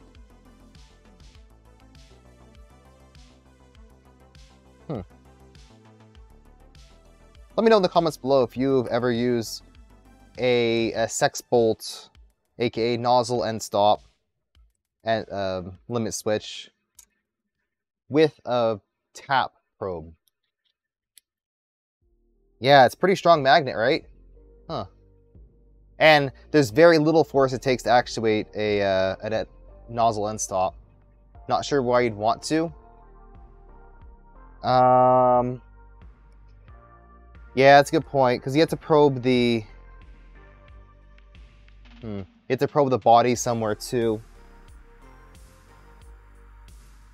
Which I guess you can probe the back of it, like the actual... Yeah, you can probe the rear part that doesn't move. That would give you Auto Z offset. So if you probe the nozzle and a known part of the plastic, then you can do Auto Z offset. But if you have tap, then that shouldn't matter, right? Yeah, it shouldn't matter if you have tap. Tap automatically does that, right?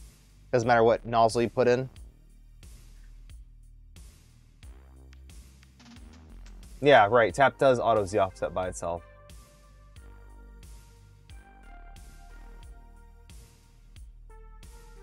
If only there's a way to do pure auto, like with load cells, that would be cool instead. Like the actual tap sensor probes a load cell, that would be very neat. Alright, we've installed the Z-axis. We want to loosen all of these before we forget, so we can actually tilt the gantry. So just a little bit, just, you know, loosening a turn or so. Just to make sure that we can tilt the gantry in each corner a little bit. And that's what we're going to do. So we're going to, hypothetically, run a quad gantry level, and then, once it's level, tighten up these thumb screws. But they need to be tight enough. Oh yeah, that should be fine. Yeah, perfectly fine. We don't even need to ever tighten them, really, I guess. Probably not. We'll see. We'll see later. Not sure yet. Alright, then there's foam. I think at this point we can, like, set the printer. So for time savings, I am not going to install the rear panel quite yet. Because I have to do a lot of stripping, foam stripping. And I take my time with that. So you would, at this point, you put on 1mm foam. So they have 1mm and they have 3mm by the looks of it. So the thin foam you put on the back, and then you glue VHB tape onto the filter here to kind of hold it in place. Put activated carbon cotton in the air filter. We'll have to find that. and then attach the air filter using these M3x8 screws. Okay, so we're gonna cheat and maybe just, what is this? We're gonna cheat and maybe just install this for now so we have some Bowden tube. Place 6 M3 T-nuts in the positions shown. Okay. Oh, that's to install the actual... So the panel's installed very much like a stock 2.4 on the rails. And they do give you roll-in nuts, which is nice. That should be easy enough. Plug in the cables for air filter, LED light, and filament runout sensor. So do those just dangle in the back willy-nilly?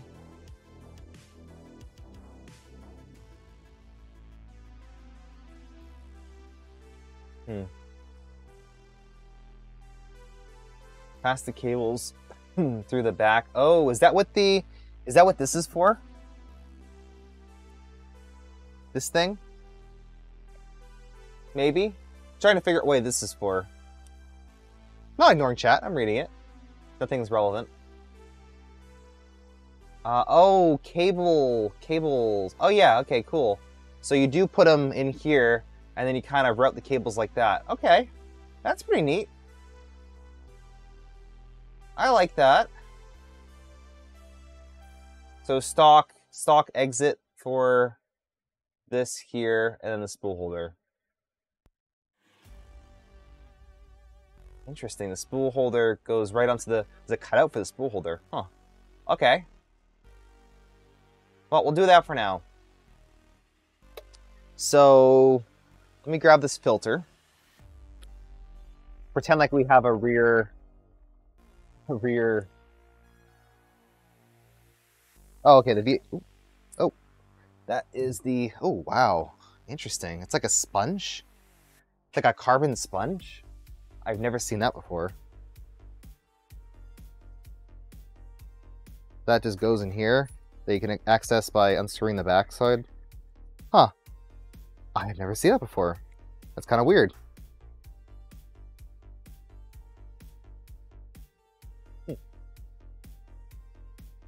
And then that would screw in... Oh, through the actual panel itself. Okay. So that would screw in right here through the panel. So we're not going to set that up at this second because we need that panel for that. But we'll do that in the future. So for now, let's just cheat a little bit. That's fine. We're going to skip forward to installing the spool holder. Getting installed.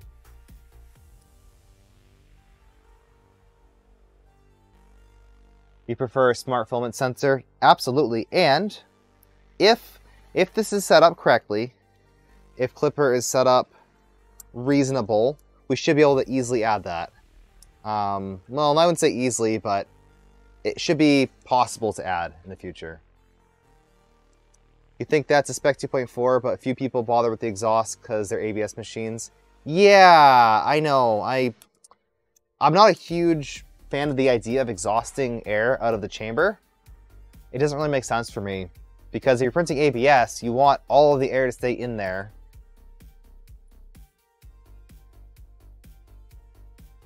It makes sense to not have it on at all while you're printing, and then when you're done printing, to run the exhaust fan and filter out all the air. That would make sense. You could also just do the same thing with the Nevermore style of filter, or any other style of filter. So, not sure yet. I've never used it personally. The exhaust, rear exhaust stock fan thingy. So there is a filament sensor too, which we could probably ignore. And we need an M5x10 for the spool holder.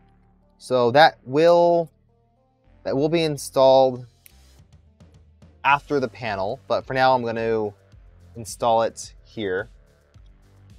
I could have probably just installed the panel, but I really want to get this thing up and running. So doing as minimal steps.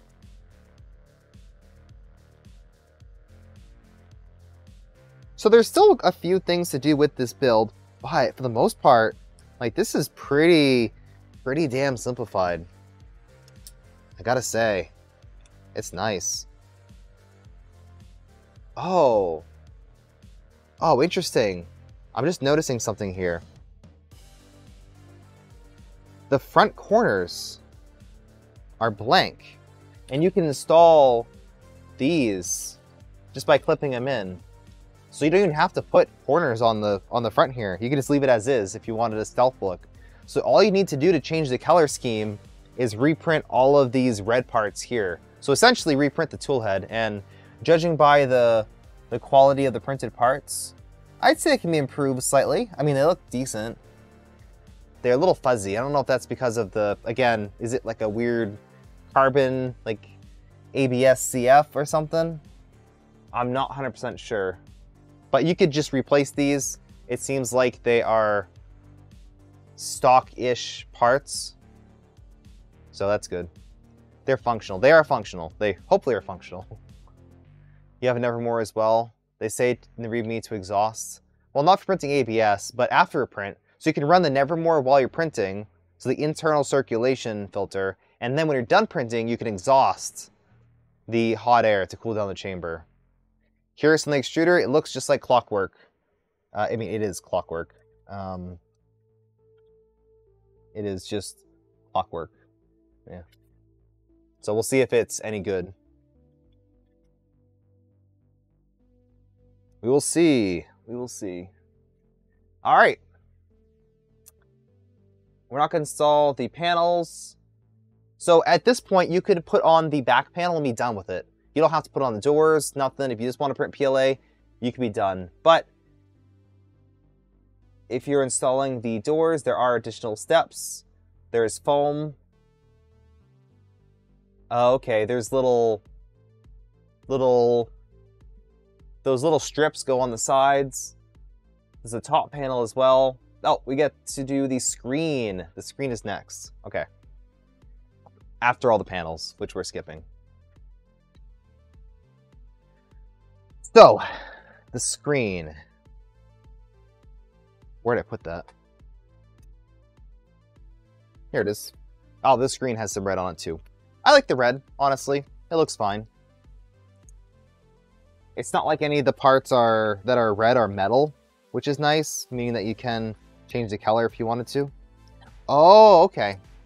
So this is where our accelerometer is. It comes with a USB accelerometer in the box. That's what it is. So this will screw on to the standard accelerometer mount right here.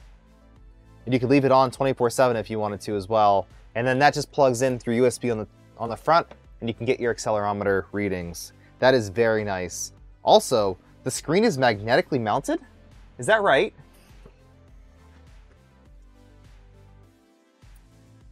Wow. That's overkill. Now that is nice. Cool. So all we have to do is route the cables off to the side under the magnet, and then just plug them in. So power and USB. Or sorry, HDMI and USB.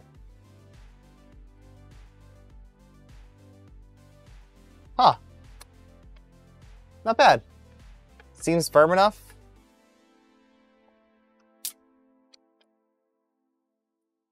My hands are surprisingly dirty though from handling all the metal parts of this. Gonna get the big old fingerprints. Install the corner guards, which I would say is an optional step. I don't see a need to install those. Sebas, thank you for subscribing to Prime. Welcome on in. And that's it. Rotate the 4 pads to level it. So at this point you can reduce, you can manually level the bottom here. Wow. Ooh, Amazon delivered boxes that had little ducks in it. Nice. What kind of big tree tech stuff did you get? Start guide. we've upgraded our manual. Ooh, I'm excited. I'm excited. Set Z offset. Oh, hold on. We haven't even powered it on yet. Wi-Fi connection, input shaper. Wow, okay. Plug it in, I guess? That's the next step, plug it in. The manual is very scarce. That's what I'm slightly worried about, but if you're viewing this in the future, feel free to leave a comment below. It does ship with the switch in the on position, so make sure that you switch it accordingly. Oh, the power supply must be dual voltage, right? Guess we'll have to find out.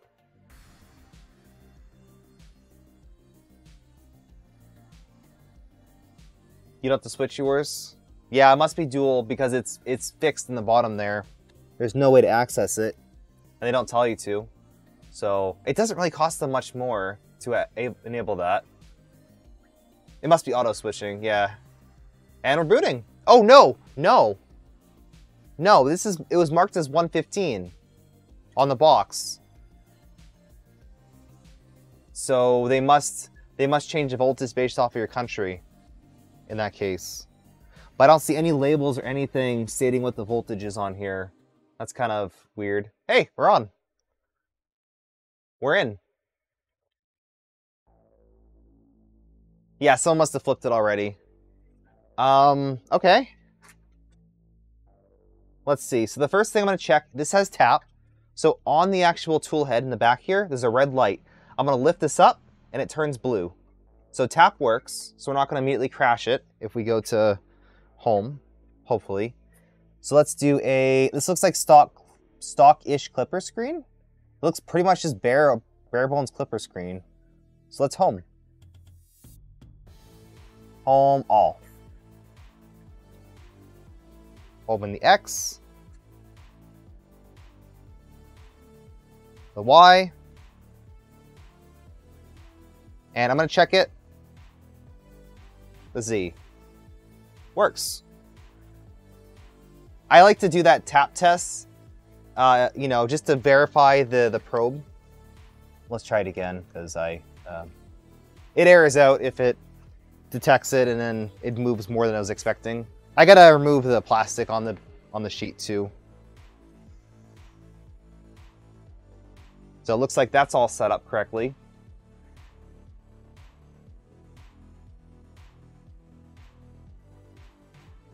Not bad. The gantry, now that it's on, gantry feels pretty damn rigid. This belt could probably be tighter.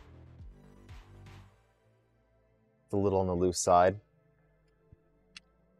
Again, it's hard to tell. I would just use the West 3D belt tension meter if I could find mine. It's never where I need to be when I want it to be. Oh, it's right here. Found it. Haha! Cool. This right here is the very handy tool for belt tensioning. So, does anyone know what the belt tension is supposed to be on a 2.4Z? Is it around 3? Should it be 3?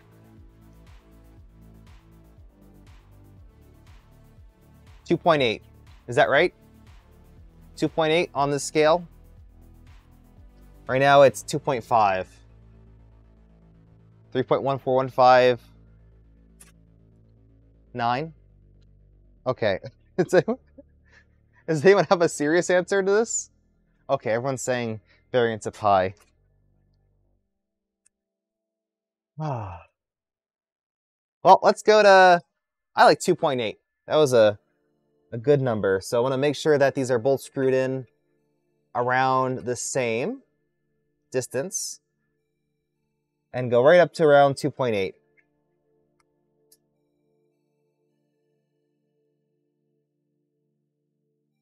So you squeeze it and then let it go, and that generally gives you the right reading. What is tension measured in? I don't know for sure. I don't remember. Is is it pounds? Minimum 2.5, max 2.8. Okay, I'll do 2.8 because it's gonna break in. So tightening it a little bit more, like at its max, is probably best to break it in. Then we can tighten it more later if needed. So just take your time and, you know, use the belt tension meter to get them all about the same. That should help it out a little bit in the long run. Did you just guess?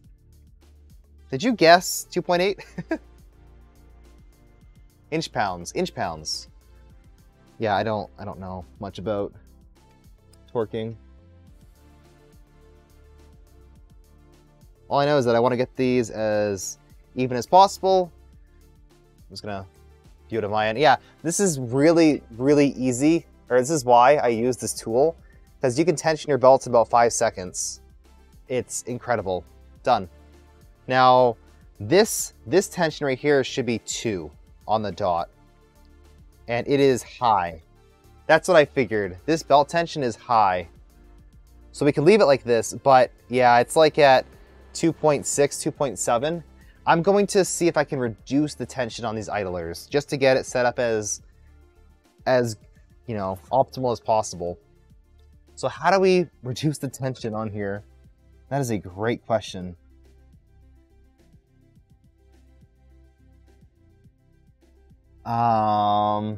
Nuts? Ooh, this one isn't even like screwed in.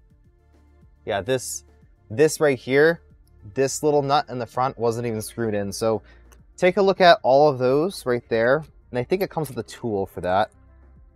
A little driver. Tool bag right here. Yeah, it comes with a little wrench. Aren't you supposed to set the gantry to a specific spot before tensioning? Not necessarily.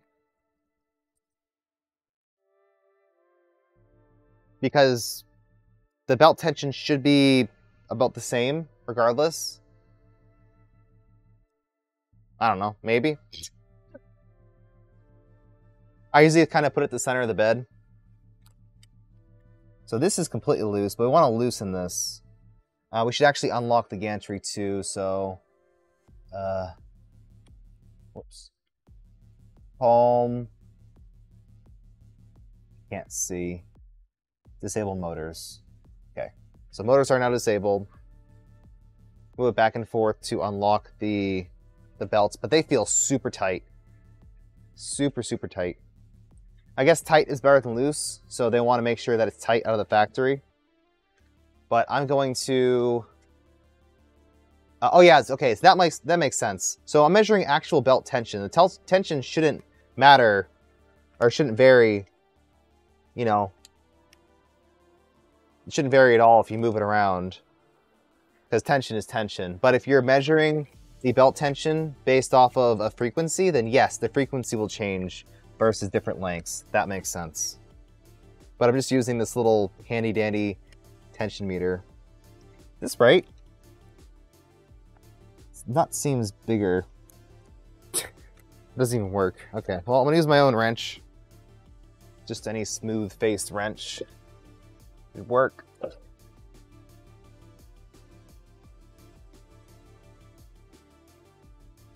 So yeah, it'd be nice. I don't know if they tell you tensioning instructions. It doesn't look like it says so. So keep that in mind. So right now I am loosening this front idler with my oversized wrench to get this down to around 2. It should be not super, super, super high-pitched noise. It should be like a, I don't know, I guess we'll find out. Reasonably loose.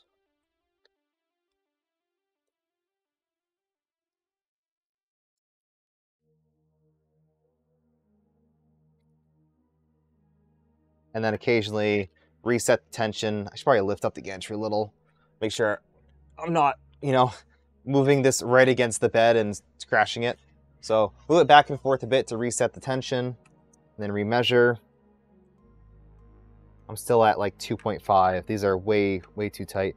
Now, does this have an additional screw on it? No, it doesn't. So it's only held in by these little hopefully locking nuts in the front here. These are smooth face. I finally got a pair. Just a Harbor Freight, but I wanted something.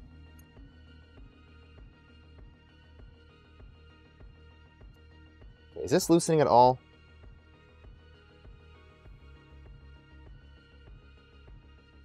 A little bit. But around 2 is what they should be. Okay, this whole thing is loose. This is weird. Oh, wait a minute. Are we bottomed out? I think, oh my god, yeah, I think we're actually bottomed out on the cutout here. So that means that the teeth are just like one tooth too taut. Interesting. Hey, Silent Assassin. Yeah, so I'm just gonna, wow, that's a little unfortunate, but I'm just gonna get these kind of hand tight, I guess, and get it as low as possible. Right now, this little meter is measuring 2.5. 2.5 should be fine, as long as they're both the same. Yeah, they're both 2.5 right now, so I'm gonna leave them. But just note that if you're going to properly tension the belts in here, you might have to disassemble the gantry and loosen out the belts. But this should be fine. So the first thing we're going to do is rehome, and then do a quad gantry level. And then I like to rehome the Z, which I should, again, take off the plastic from the bottom. Try reducing tension on the left idler. Oh, that would make sense.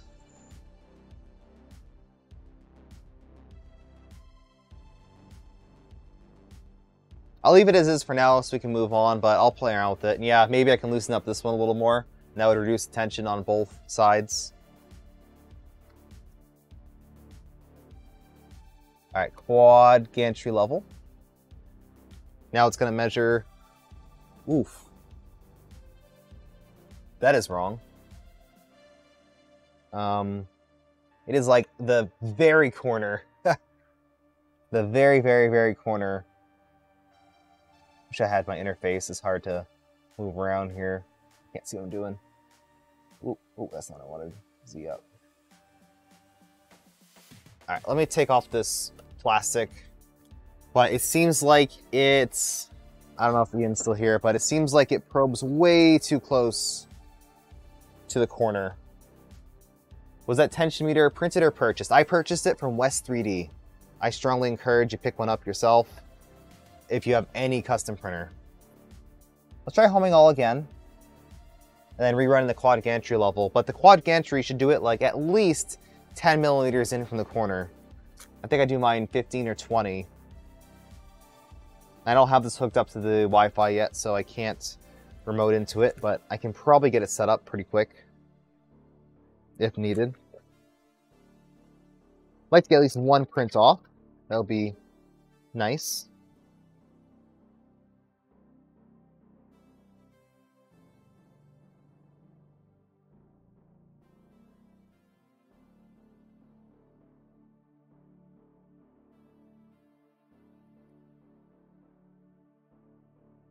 All right, let's try this again. So when I hit quad gantry level, yeah, it's probing. It's probing on like the very corner, like the very corner, and that is not right. That seems like their macros are probably janky.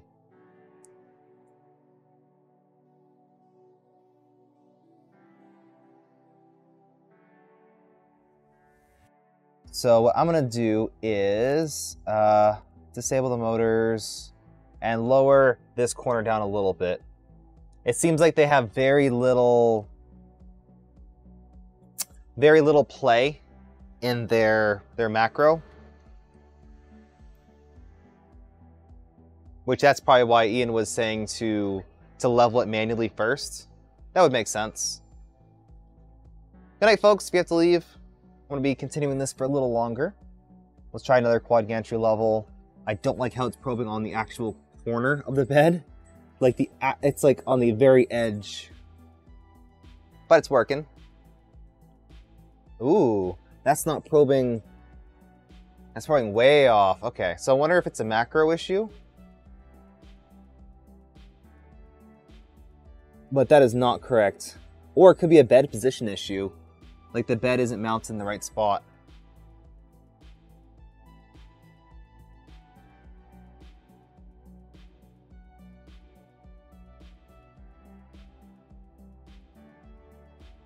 Yes, you can post links in chat as long as it's something relevant. So let me do the quad gantry level. You didn't have to adjust your macro, but yours probes around 50 millimeters from each edge. Yeah, this is probing like on the edge. And the rear is probing probably, I don't know, 10, 15 millimeters from the edge. It's like it's not set up correctly. Something's not set up correctly.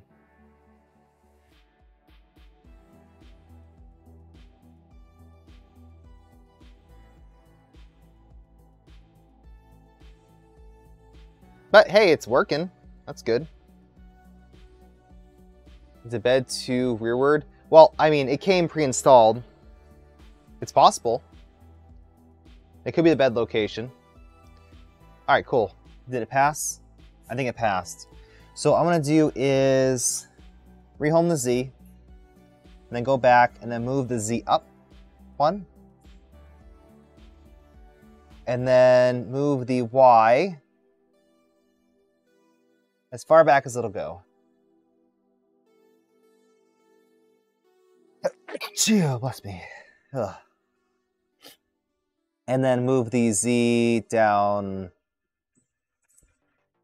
It is probably about 5 millimeters from the edge, which does not seem 100% correct, but now let's move it. This is a 350, so let's do 1, 2, 100, 150, 200, 250, 300? No, that's not right. 300. So that is off the bed, or a Y position of 5. So yeah, it looks like the bed is not set up right. Okay. Interesting.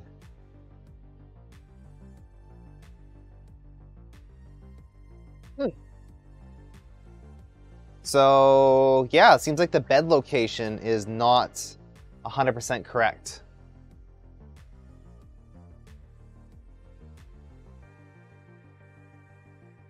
Because I can go to y equals 0, and it's off the bed. It's completely off. So we need to move the bed forward. So to do that, let's move the Z up a couple. We're going to have to change all the limit speeds on this. It is super, super slow. We're going to have to tweak up the clipper settings. Or the end stop. No, the end stop is fixed. The end stop is on the very, very end. 0, 0 is like in the front here, but off. So what we're going to need to do is take off the sheet. It's weird that it's that far back. Oh well. Take off the sheet and loosen all 4 bed screws. Just a little.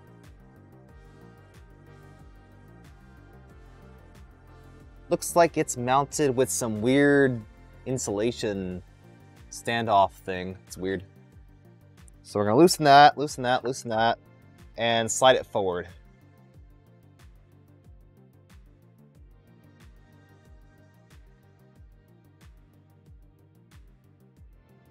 Go. Just a little. And say we could probably like physically move it to 0, 0, but I'm just gonna slide it forward a little and then try that out. And retighten. Pretty easy to adjust the bed position on a printer like this. It can only move back and forth in the Y. These aren't nuts. These are just like, it looks like insulation of some sort. It's strange. All right, try it again. Home, home all.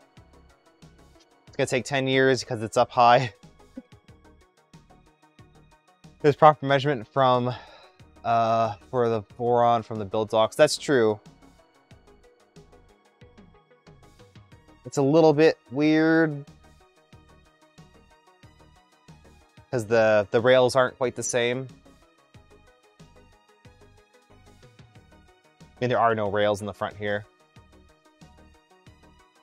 Print the bed alignment tool? Bed alignment tool, interesting.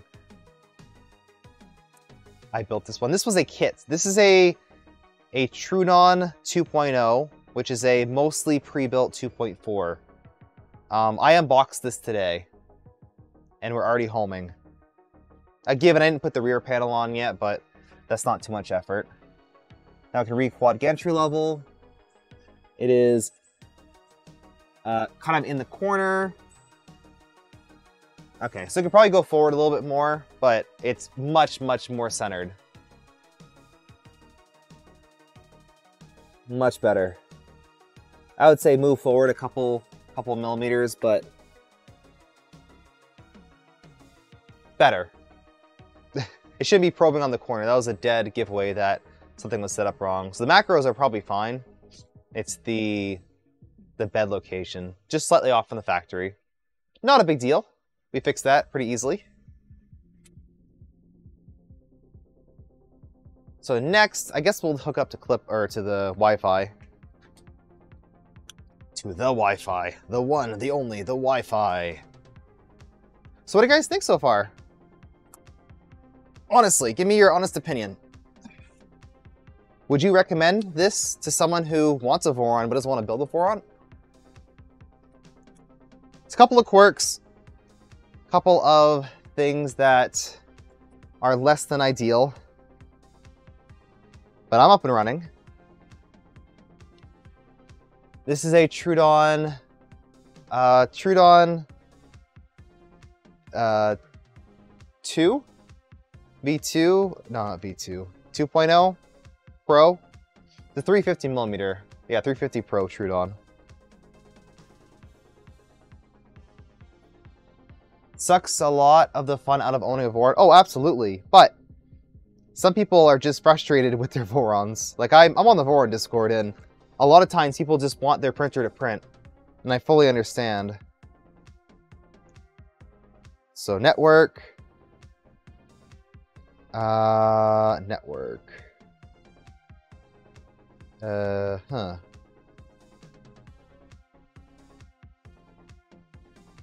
Let me look at the guide on how to set up Wi-Fi. I don't know if there's anything weird they have to do. There's a guide for that too. It says Wi-Fi connection.pdf. You have enough printers to tinker with, so you want a couple you don't necessarily have to do that with. Yeah, that's why I recommend Bamboos for that. Like, those just work. But I think this is a pretty good option for those of you who don't. Configuration, network. It'll show an IP address after you connect.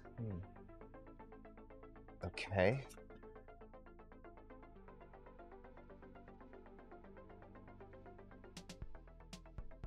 It says interface ETH0. Ethernet? I don't have Ethernet connected. Ian, how did you connect this to Wi-Fi? Did you have to plug it into Ethernet first? Because I don't have an Ethernet plug around here. That's, well, long enough.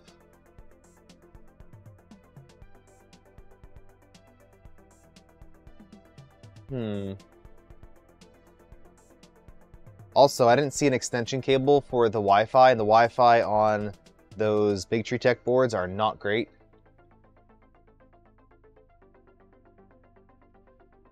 Is hidden 2 and hidden 3. Interesting. Well, let me try one of these. I'll try hidden 3.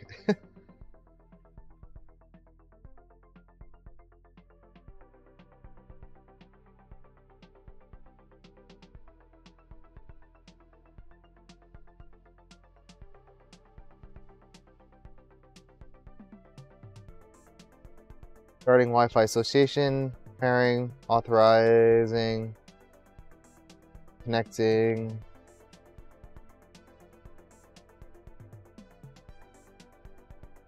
I have a dedicated 2.4 gigahertz network for stuff like this.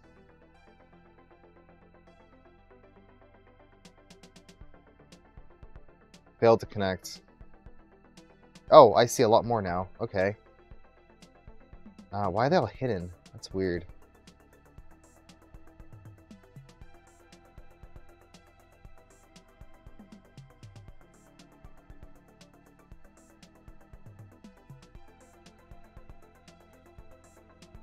Okay, if a network has a high dBm, is that better? I forget if lower is better or higher is better. Now the screen's just frozen. Okay, I did something. I want to reset it. Froze the screen after trying to connect. Higher? Like bigger number is better? I thought lower is better.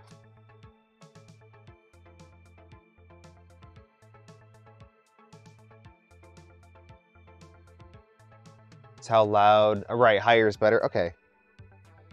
That makes sense.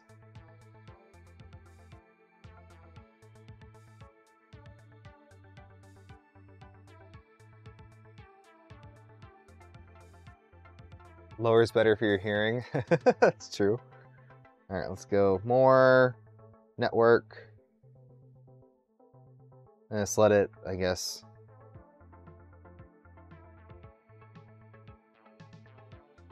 Strange.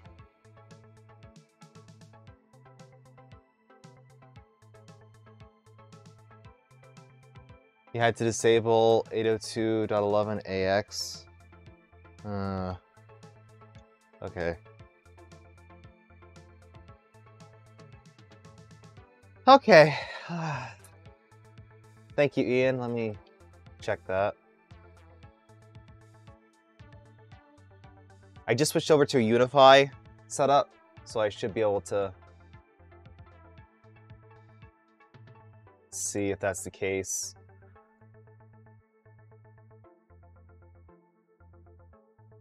All right, my 2.4 network is 2.4 only. You said you had to disable. Not on Wi-Fi, I'm hardwired.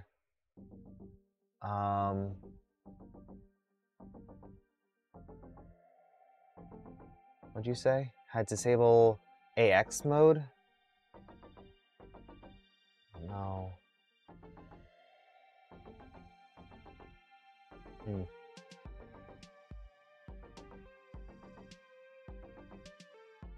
Wi-Fi band is only 2.4.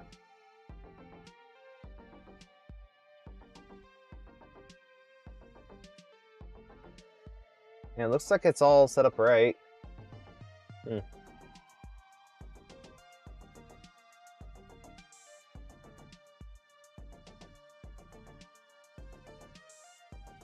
Oh. Oh. Interesting. Wait a minute.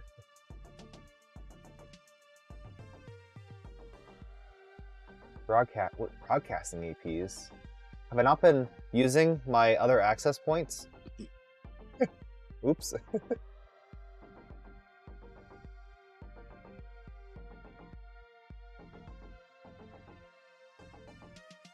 All. Okay, yeah, all should be right. All. Okay. Have a good night. Why not? Because I just want to get this thing printing because I gotta set up. I wonder if I can.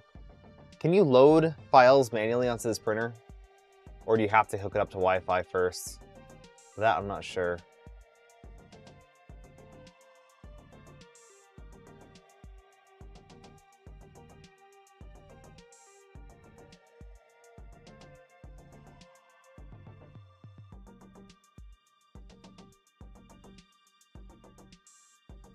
Or I can find a long Ethernet cable and just hook it up that way.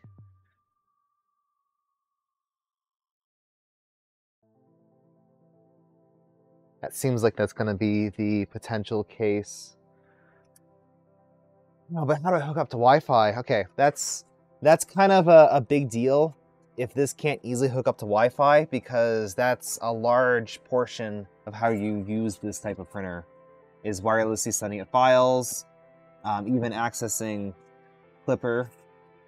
If this is going to have stock Clipper screen, it isn't really set up for ease of use in my experience. Companies like Creality, etc., have developed their own screen interface to make it easier to use. I don't know if I have any long, handy Ethernet cables around here. I have short handy Ethernet cables, but that won't help me. I could unplug my AP and use that cable.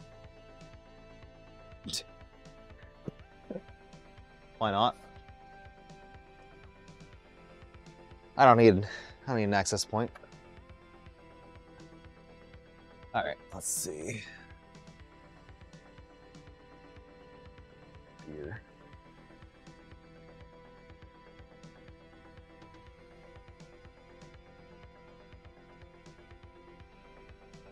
So I'll try plugging up the Ethernet first. If that doesn't work, then, well, that should work, right? There's other issues if it doesn't work.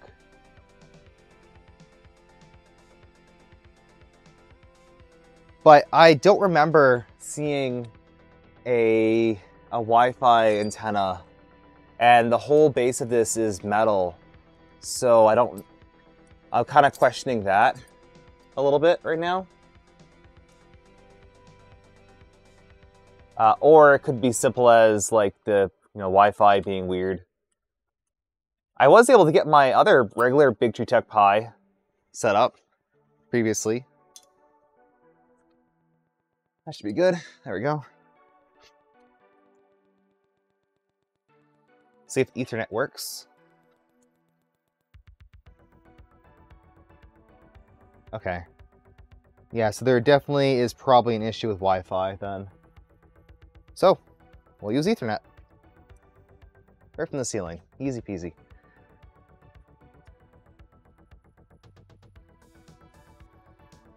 Oh, now it says, what? Now it has my AP. What the heck? Or the name of the access. What the heck? Yeah, it's weird. Something is weird with it. Yeah, it's like, I think it's a really weak connection.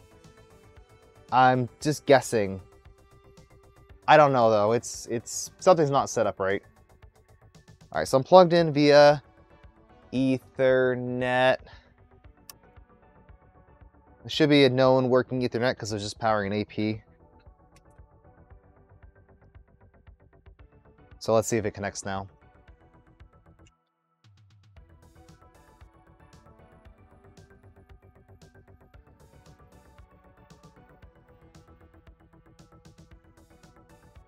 I like it so far though. The hardware seems good.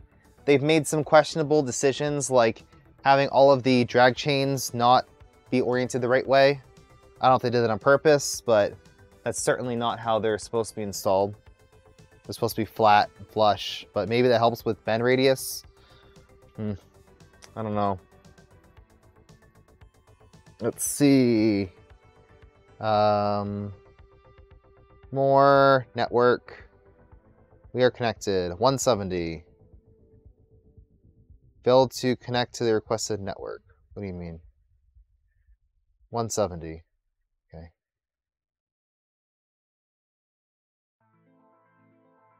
Let me tilt this back forward.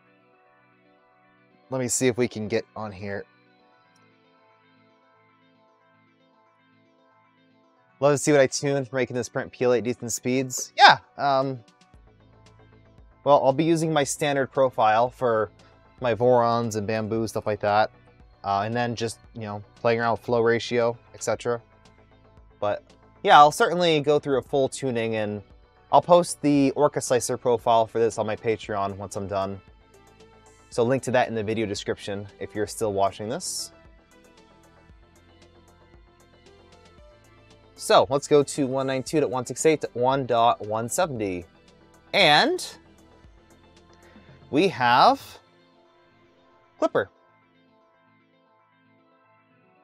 Just mainsail.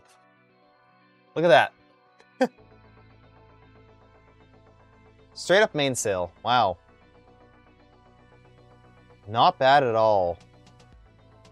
I'll leave it alone. But yeah, look at that. Yeah, it works. Oh wow, this what is this? A 9-hour print? What is this? Okay, weird. 2 canceled prints. Strange. History. Huh. Very strange. Rather mainsail than some custom interface. Yeah, that makes sense. But you know what we're gonna do? Immediately go into... Oh yeah, they're using some weird config here. Okay. Oops. Hide backup files. Printer.config. Alright, let's see. Release date 2/9/23. Really?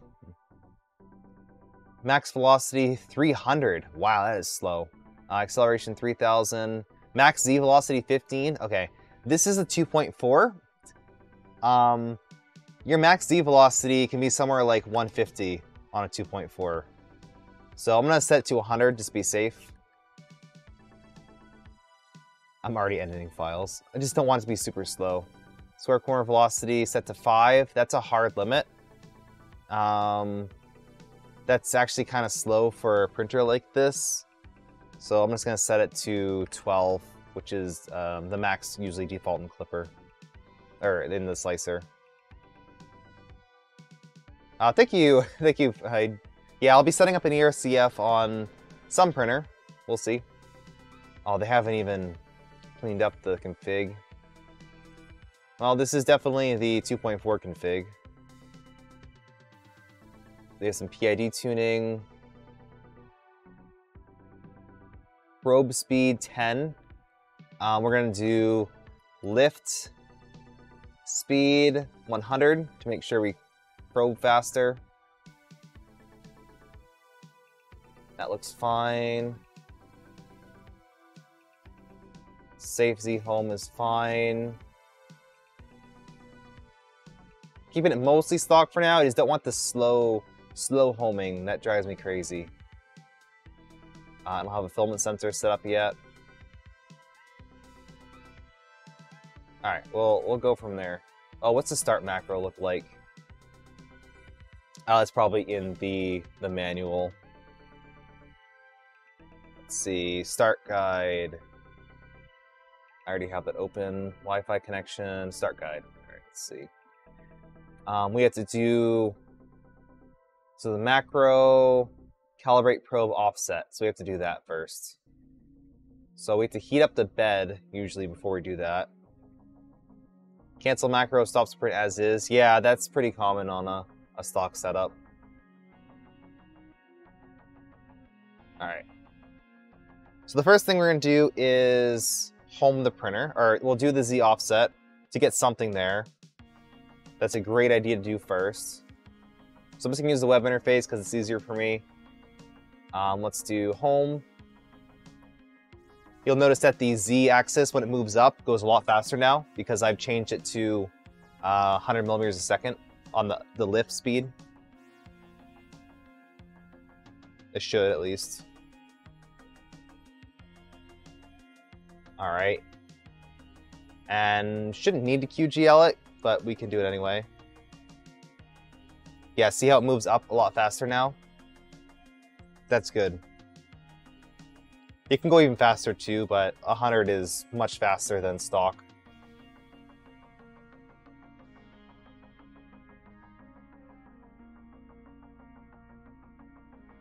Alright, it's adjusting a little bit.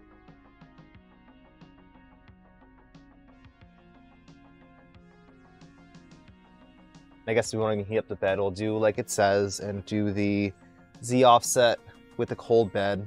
I usually heat it up. I still don't know what the proper answer for that is. Like, should you heat your bed? Should you not heat your bed? I don't know. It makes sense to heat your bed up, but for this, I guess it doesn't matter because it's, yeah, it doesn't matter at all because it's tap. We use part of the bamboo manual warranty guide to do the Z offset.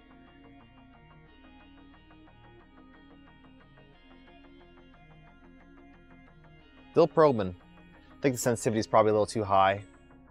I feel like 2.4s are always way too high.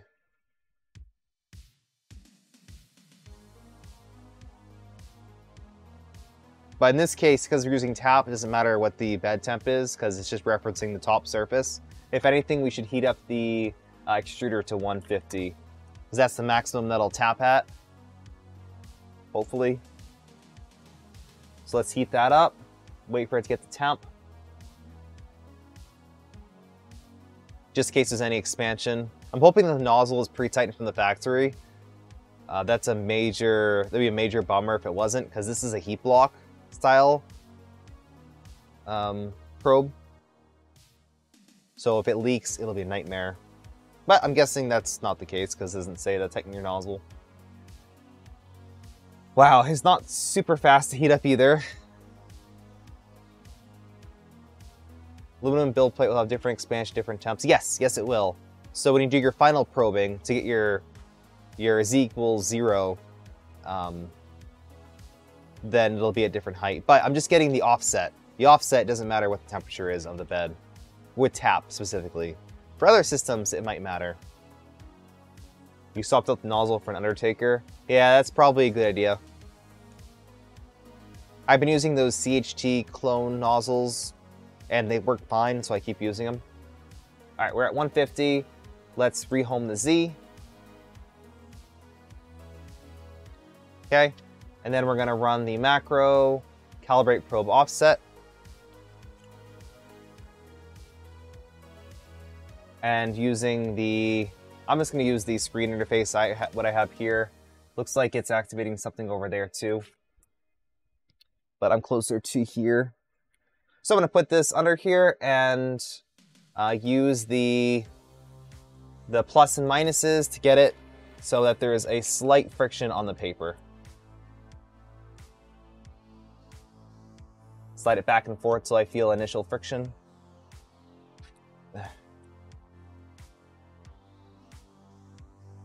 Must be consistent. Don't heat or cool your bed while probing. Right. Before you start printing, you heat up your bed to whatever temp before doing any homing. That I agree with. Okay. Oh, there we go. It was set up mostly correct to begin with. Wow, it was like spot on. Yeah, 0. I'm aborting. 0.001.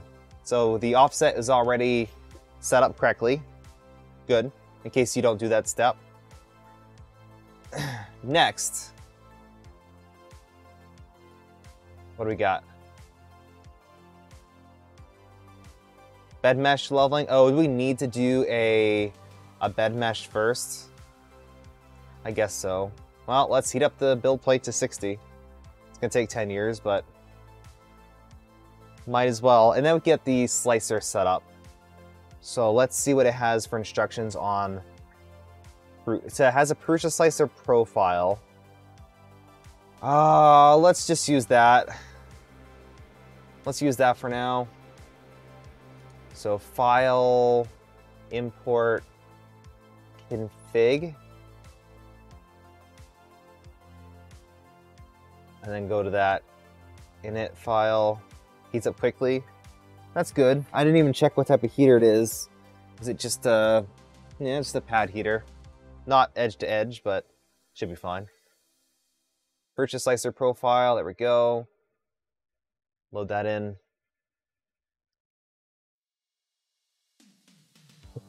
It's a space heater now. I mean, yeah, it's a space heater. I keep it warm down here and we grow our vegetable seed starters. It's that time of year. All right, yeah, looks like we have preloaded settings in Prusa Slicer. So Troodon 2.0 Pro, 350.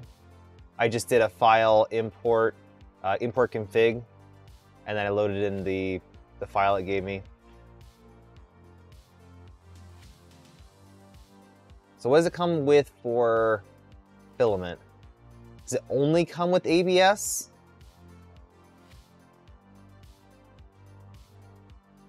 It only comes with ABS, doesn't it? Specifically KVP ABS, which is interesting. So we'll have to make our own profile. Does it have a, okay, it has a 0.9 extrusion multiplier for ABS.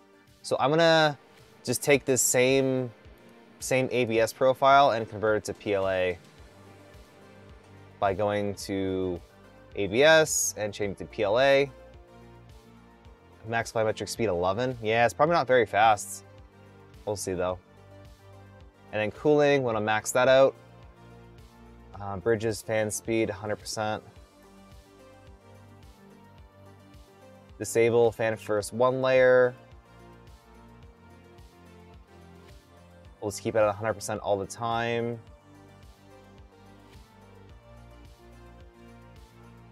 Full speed at layer 1.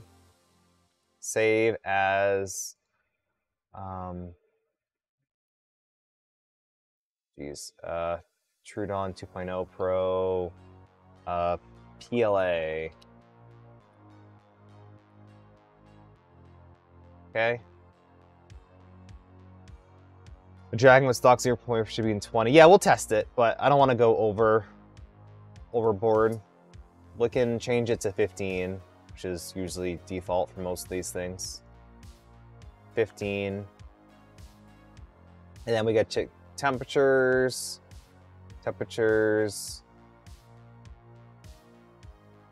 Was the ABS profile set to 220, 215?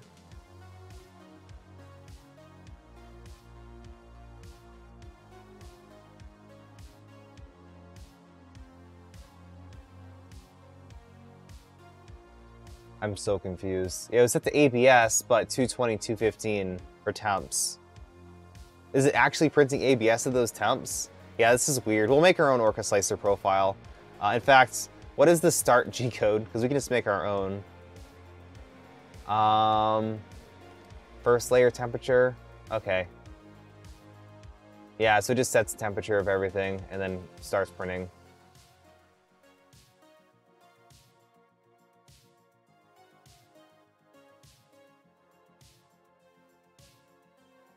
So it does the bed heat up first, then it does a start print, and then the nozzle. Not entirely great. So yeah, we'll edit all this stuff, and I'll include a updated printer.config file that you can use for this printer, and then the slicer config. You change the start G code to not call their start print. Well, it needs to do the QGL and everything before it starts printing. So where I put those, I will be uploading that to my Patreon, as I have been typically doing for major stuff I'm editing. It's actually easier to host there. Yeah, I'll keep it stock for now and see what it does. But it looks like it wants me to save a bed mesh. So we're at 60. And, wow, yeah, we hit it pretty fast, you're right. So we're going to do another Z offset to get the new Z offset at the increased temperatures, and then calibrate a default bed mesh. Oh, there's a mesh 1. Interesting.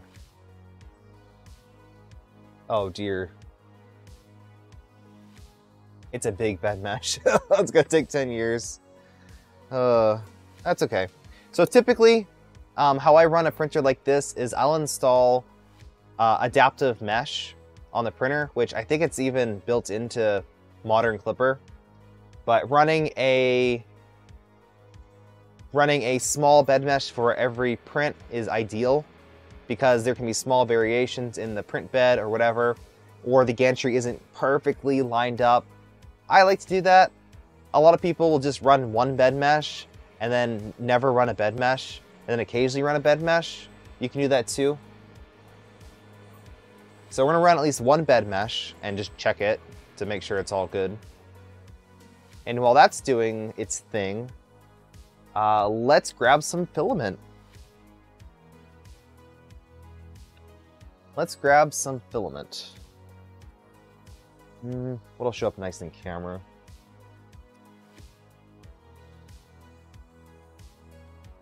Oh, it's very bright blue. So this is Polymaker's PLA. This is called Aqua Blue. So I am going to just throw this up here for now and just feed it into here, which is not ideal, but it will work.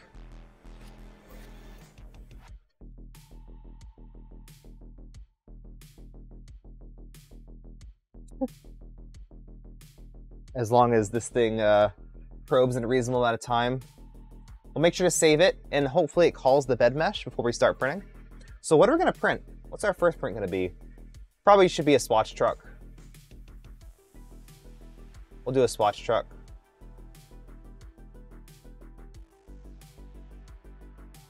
Import STL. Benchy? No, I don't like benchies if I can avoid them. Many other test prints we can do. Like swatch truck. Let's see, swatch. There we go. A bit of a tubing. Yeah, it comes with some, obviously, but it might be too long. We can just use our own for now. Ooh, will that work out well? Yeah, it's like a small section like this. Ooh. Might be fine. Might be too long.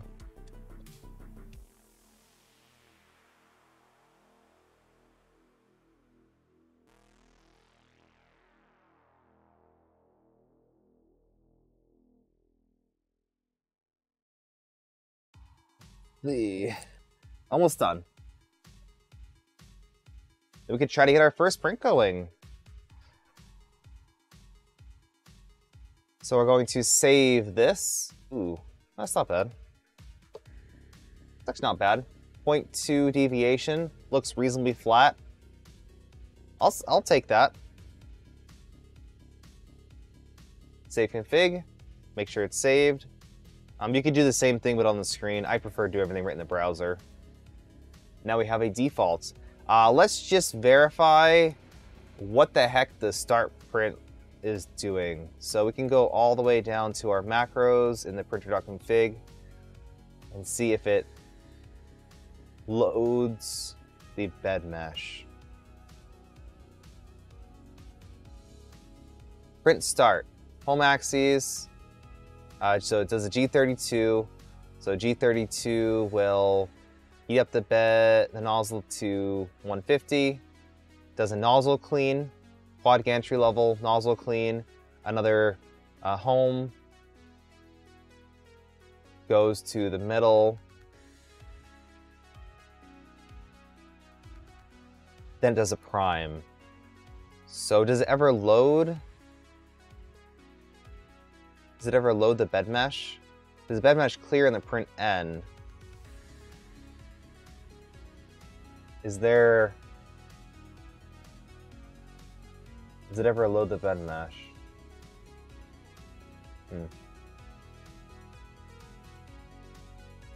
I'm not sure. I'm not sure how different variants of Clipper deals with bed mesh. Technically, we don't really need it if we're printing in the very center of the bed. But we'll try it. We'll try this. So we're going to copy this address, which is 170. We're going to go into Crucia Slicer. Oh, I had my old files there. Oops. Printing some swords. for Rocky Mountain Riprap Festival. All right, printer settings. I'm gonna go to little gear over here. And this is Clipper. Want 192.168.1.70, port number 7125. Should work. Yep. So you have to add a port. So just the IP address and then :7125. And that'll hook it up wirelessly. I have to enter a printer name. Troodon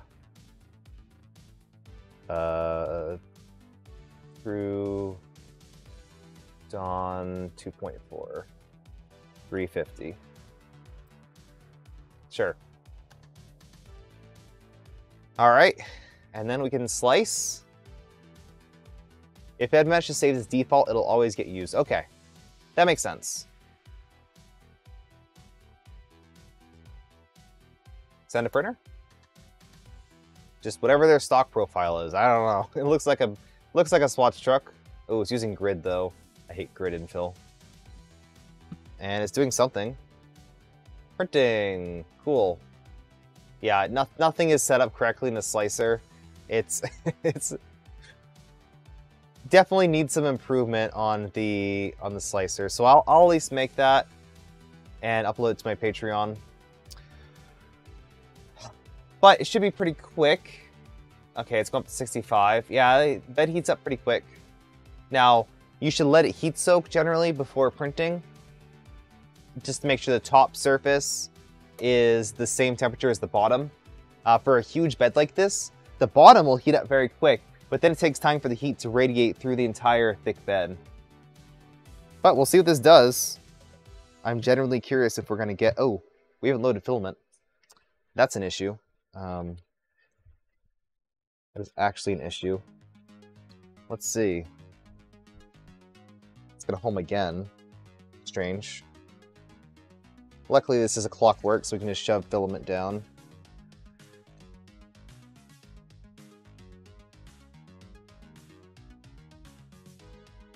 There we go.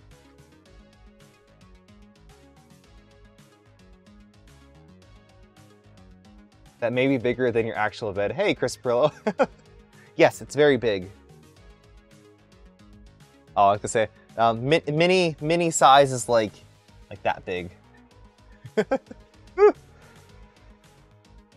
We are attempting to speedrun poorly a Troodon 350 build.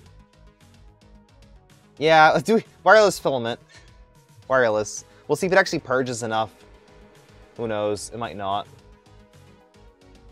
We can actually force it in. What is it doing? What is it doing? I have no idea what it's trying to do right now. Oh, that's right. Thank you for reminding me. I have my... the Easter Bunny needs to deliver packages. For context, it is Easter. And I have to be the Easter Bunny. Imagine how many tool heads you could hang from that span. Yeah, 7, actually. 7. I'm pretty sure this will be directly compatible. Interesting, it does a brush. Okay, then a QGL. Cool, so it does a nozzle brush, then a QGL. Neat. I helped the Easter Bunny? Oh, okay, alright. That filament roll is not going to work out either. It needs a Bowden tube. I'll babysit it.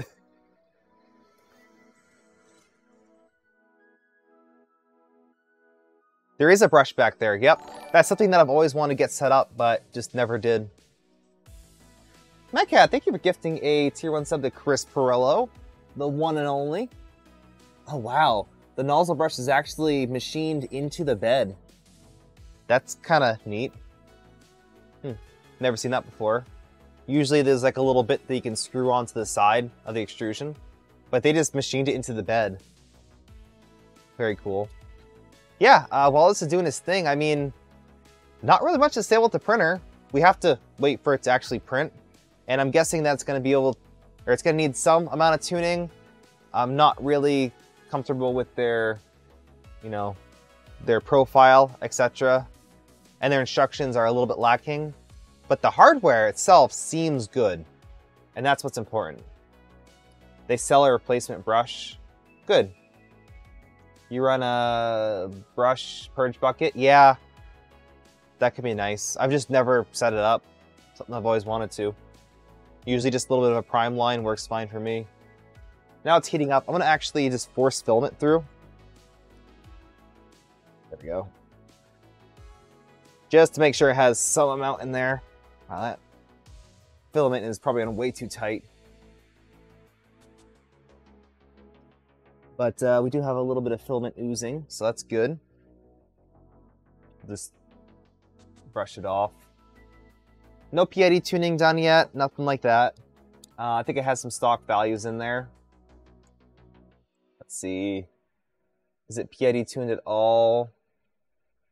Input Shaper has some stock values in there, which is interesting. So we'll just, you know, assume that that's close enough. I'm guessing this Clipper config is close enough. Like they set up one printer and then just copied the config. So that should be fine. If all printers are the same, it works. Although you do want to run your own input shaping eventually.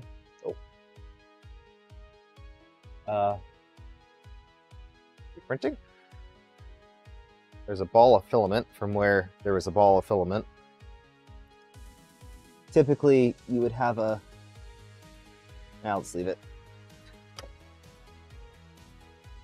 Oh, I think I had filament in there from a previous something? It was black, so... Weird.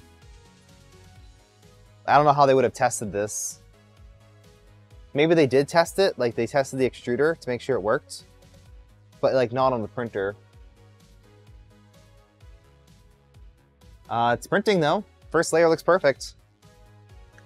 Is it using the bed mesh? That's a great question. Yes it is. It is using... Oh, it's using mesh 1. Oh, interesting. Why is it using mesh 1? Oh... I don't think I ran the right macro. Okay, so I did a regular bed mesh. I think it wants to save as a specific bed mesh. So for some reason it's loading mesh 1 instead of default. I should have just deleted that mesh 1. Oh well, it's printing. It's in the center of the bed. This is a tiny test print. Shouldn't matter too much. Yeah, let me get it moved over so you can kind of see what's going on. Hey, it's working. That's pretty good. We have a whole entire 2.4 built in a couple hours. Well, not really. We still have some panels to do. But, I mean, if you were not streaming this, then you could probably do it a lot quicker.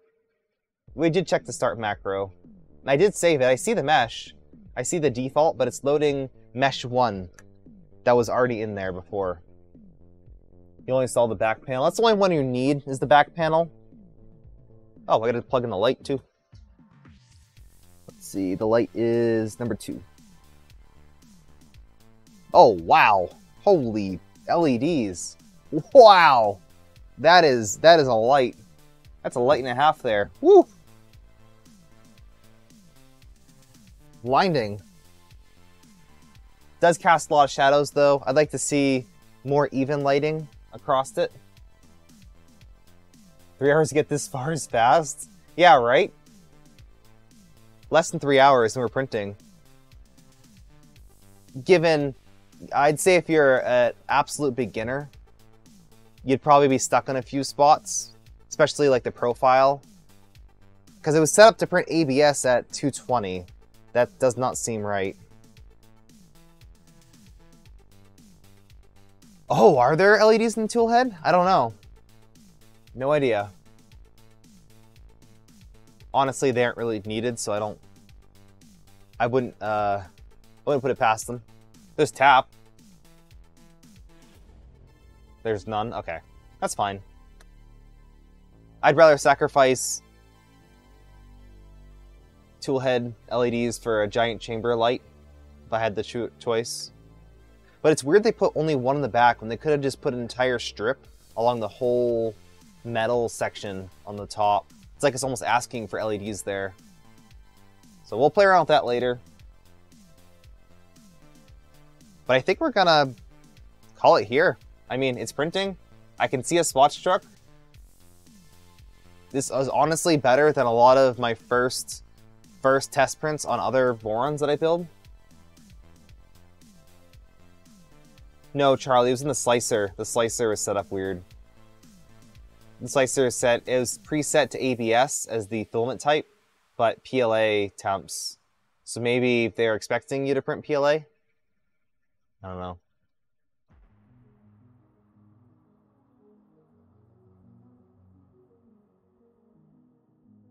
Is there the option for LEDs? I don't know. I'd have to take apart the board. I mostly wanted to get this thing set up, but it's possible that there is an option. It's probably also possible that there is no option. Pricing? Sure, I can show the website. So this right now, oops.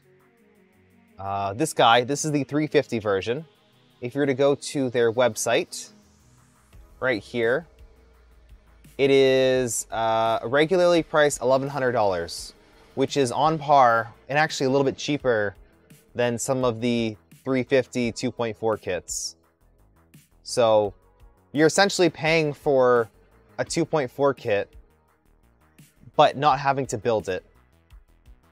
So that's kind of cool. That's pretty damn cool. And if you don't want that big of a printer, they actually have another Troodon 2.0, and that's the Mini. This is what I really wanted. It's a $700 250mm version of this. So you save, what, $400? And it's a cute little, you know, mini enclosed 2.4.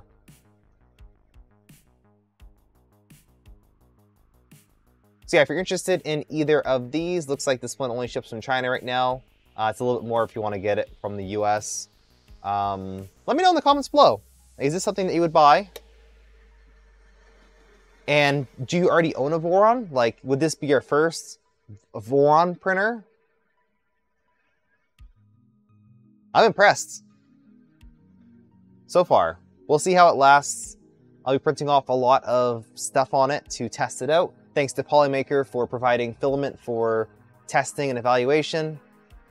Their stuff works pretty well. So if you want to pick up some Polymaker filament, there is a link in the video description. I use a lot of brands, and Polymaker is one of the good ones. So, not much else to say. It's not fully built. I will be continuing to build this offline and sharing my experiences on stream. So if you want to see how it's doing, come stop by twitch.tv/zombiehedgehog. If you're watching this on YouTube, make sure to hit that like button. I bet you forgot. And hit the subscribe button if you haven't already to catch more streams, more content like this. I'm excited. I'm excited for this.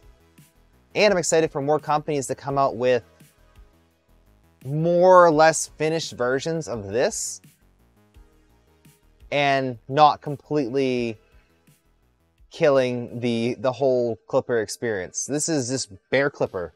It is literally just Clipper, and that is awesome. So thank you, Troodon. Thank you to FormBot for providing this kit at a discount so I can share this with you guys. If you want to pick one up, again, I'll have the links in the description down below. And I'm gonna leave it here, so I will catch you guys in the next one. Have a good night, good morning, good evening, and goodbye.